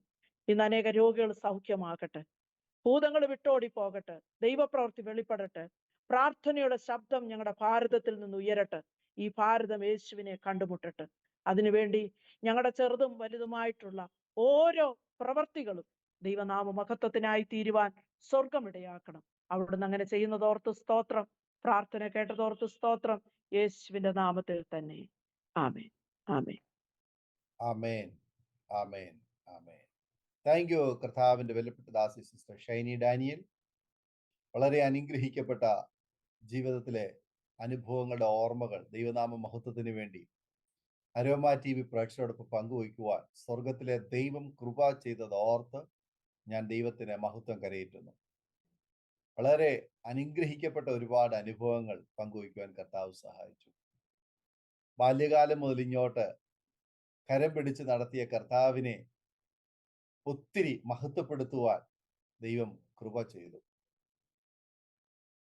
ചില അത്ഭുതകരമായ സാക്ഷ്യവും ദൈവം നടത്തിയ വഴികളെ കുറിച്ചുമൊക്കെ പങ്കുവച്ചപ്പോൾ ഞാൻ ഓർക്കുകയായിരുന്നു, ദൈവം ഒരു വ്യക്തിയെ വിളിച്ച് വേർതിരിക്കുമ്പോൾ ഏത് നിലയിൽ ഫലം പുറപ്പെടുവിക്കണം, ആ ഫലം എത്രത്തോളം മാധുര്യമുള്ളതായി തീരണം എന്ന് ദൈവം നിശ്ചയിച്ചിരിക്കുന്നു. ആ ഒരു തലത്തിലേക്ക് നമ്മെ കൊണ്ടുവരുവാൻ വേണ്ടി ദൈവം നമ്മെ രൂപപ്പെടുത്തി എടുക്കുന്ന ചില പ്രത്യേക സാഹചര്യങ്ങളെ കുറിച്ചൊക്കെ കർത്താവിന്റെ ദാസി പറയുകയുണ്ടായി.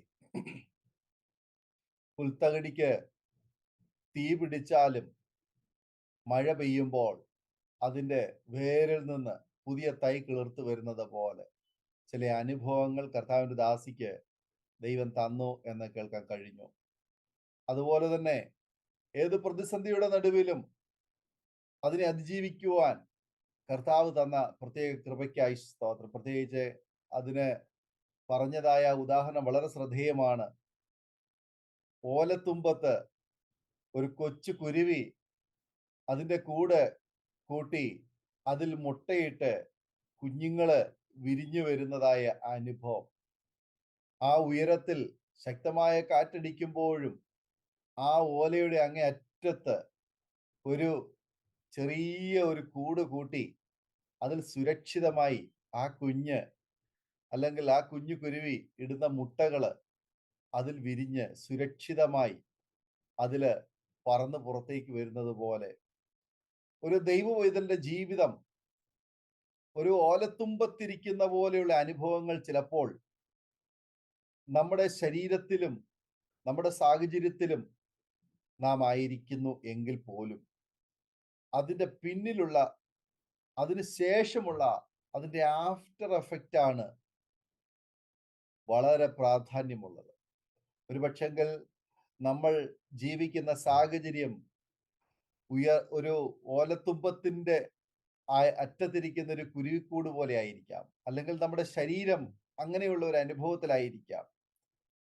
പ്രിയ കർത്താവിന്റെ ദാസിയുടെ ശരീരത്തിൽ പലവിധ ആരോഗ്യ പ്രശ്നങ്ങൾ നേരിട്ടപ്പോൾ ദൈവം ഒരു ആത്മാവിനെ അതിൻ്റെ ഉള്ളിൽ ഉരുവാക്കിയിരുന്നു. ആ ആത്മാവിന് ഒരു കേടും ഒരു ദോഷവും കൂടാതെ തക്ക സമയമായപ്പോൾ അത് കർത്താവിന് വേണ്ടി ഫലം പുറപ്പെടുവിക്കുവാൻ ആരംഭിച്ചു കഴിഞ്ഞു. ഇന്ന് പല നിലകളിലൂടെ പല മേഖലകളിലൂടെ അനേക പ്രിയപ്പെട്ടവർക്ക് വളരെ അനുഗ്രഹിക്കപ്പെട്ട നിലയിൽ കർത്താവ് ഉപയോഗിച്ചു കൊണ്ടിരിക്കുന്നു എന്ന് കേൾക്കാൻ കഴിഞ്ഞു. പ്രസന്നകളിലും അവിടുത്തെ ജയിൽ തടവറകളിലായിരിക്കുന്ന പ്രിയപ്പെട്ടവരോടൊക്കെ സുവിശേഷം പറയുവാൻ, അതുപോലെ പരിമിതമായ സാഹചര്യത്തിൽ പാർക്കുന്നുവെങ്കിലും ആ വീട് ഒരു സത്രം പോലെ അനേക പ്രിയപ്പെട്ടവർക്ക് തണലേകുവാൻ, അവരുടെ വിശപ്പ് അകറ്റുവാൻ, അവരുടെ രോഗത്തിന് ചികിത്സിക്കുവാൻ, ആശ്വാസം പകരുവാൻ ഒക്കെ കർത്താവിന്റെ ദാസിയെ കുടുംബത്തെ ദൈവം ഉപയോഗിച്ചുകൊണ്ടിരിക്കുന്നു.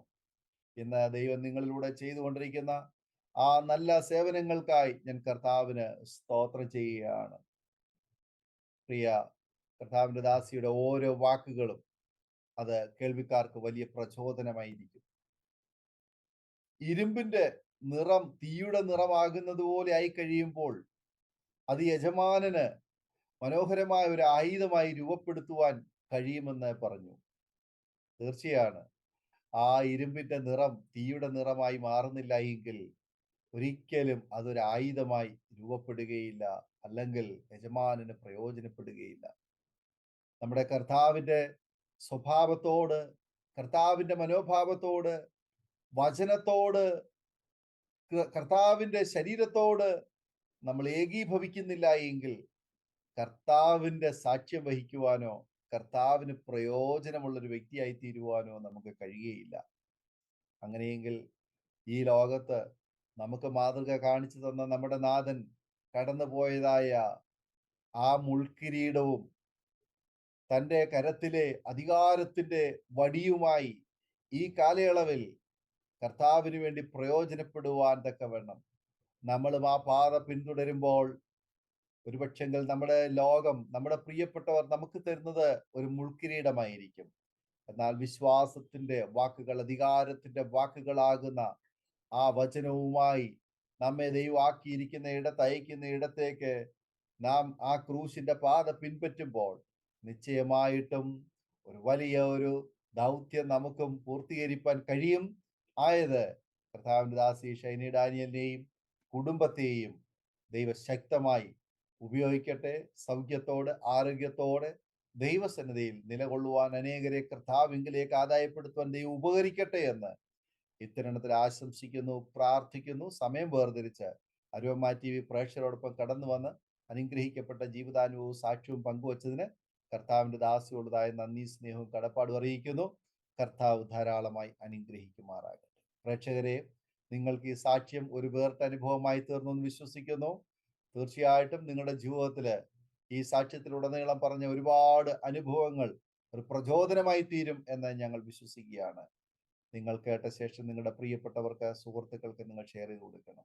നിങ്ങളുടെ വിലയേറിയ അഭിപ്രായങ്ങളും നിർദ്ദേശങ്ങളും കമന്റ് ബോക്സിൽ രേഖപ്പെടുത്തണം.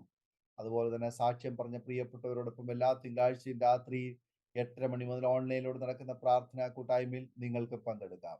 അടുത്ത അനുഗ്രഹിക്കപ്പെട്ട സാക്ഷ്യവും വചനചിന്തയുമായി നാം വീണ്ടും കൂടി കാണും. എല്ലാ പ്രിയപ്പെട്ടവർക്കും goodbye. God bless you all. ആമേൻ, ആമേൻ, ആമേൻ. ഓർമ്മയുടെ മനോരഥത്തിൽ മായാത്ത ഓർമ്മയ്ക്കായി അരോമ മാട്രിമോണിയിൽ നിന്നും ജീവിത പങ്കാളിയെ കണ്ടെത്തൂ. നിങ്ങൾ ഒരു ക്രിസ്തീയ ജീവിത പങ്കാളിയെ അന്വേഷിക്കുകയാണോ? അതോ മക്കൾക്ക് അനുയോജ്യമായ ഒരു തക്ക തുണയ്ക്ക് വേണ്ടി പ്രാർത്ഥിക്കുന്ന വ്യക്തിയാണോ? എങ്കിൽ അരോമ മാട്രിമോണി നിങ്ങൾക്ക് വേണ്ടിയാണ്. ഇന്നു തന്നെ സൗജന്യമായി രജിസ്റ്റർ ചെയ്യൂ. അരോമ മാട്രിമോണിയുടെ പ്രത്യേകതകൾ: രജിസ്ട്രേഷൻ തികച്ചും സൗജന്യം. ലോകത്തെവിടെയുമുള്ള അനുയോജ്യമായ ക്രിസ്തീയ ജീവിത പങ്കാളിയെ തിരഞ്ഞെടുക്കാം. വിവാഹം നടക്കുന്നതുവരെ സർവീസ് ലഭിക്കുന്നു. ഏറ്റവും ചെറിയ പാക്കേജുകളും തിരഞ്ഞെടുക്കാം. അരോമ മാട്രിമോണി നിങ്ങൾക്കായി ഒരുക്കുന്നു വിവാഹം പരമാനന്ദം. Email aroma matrimony2020@gmail.com.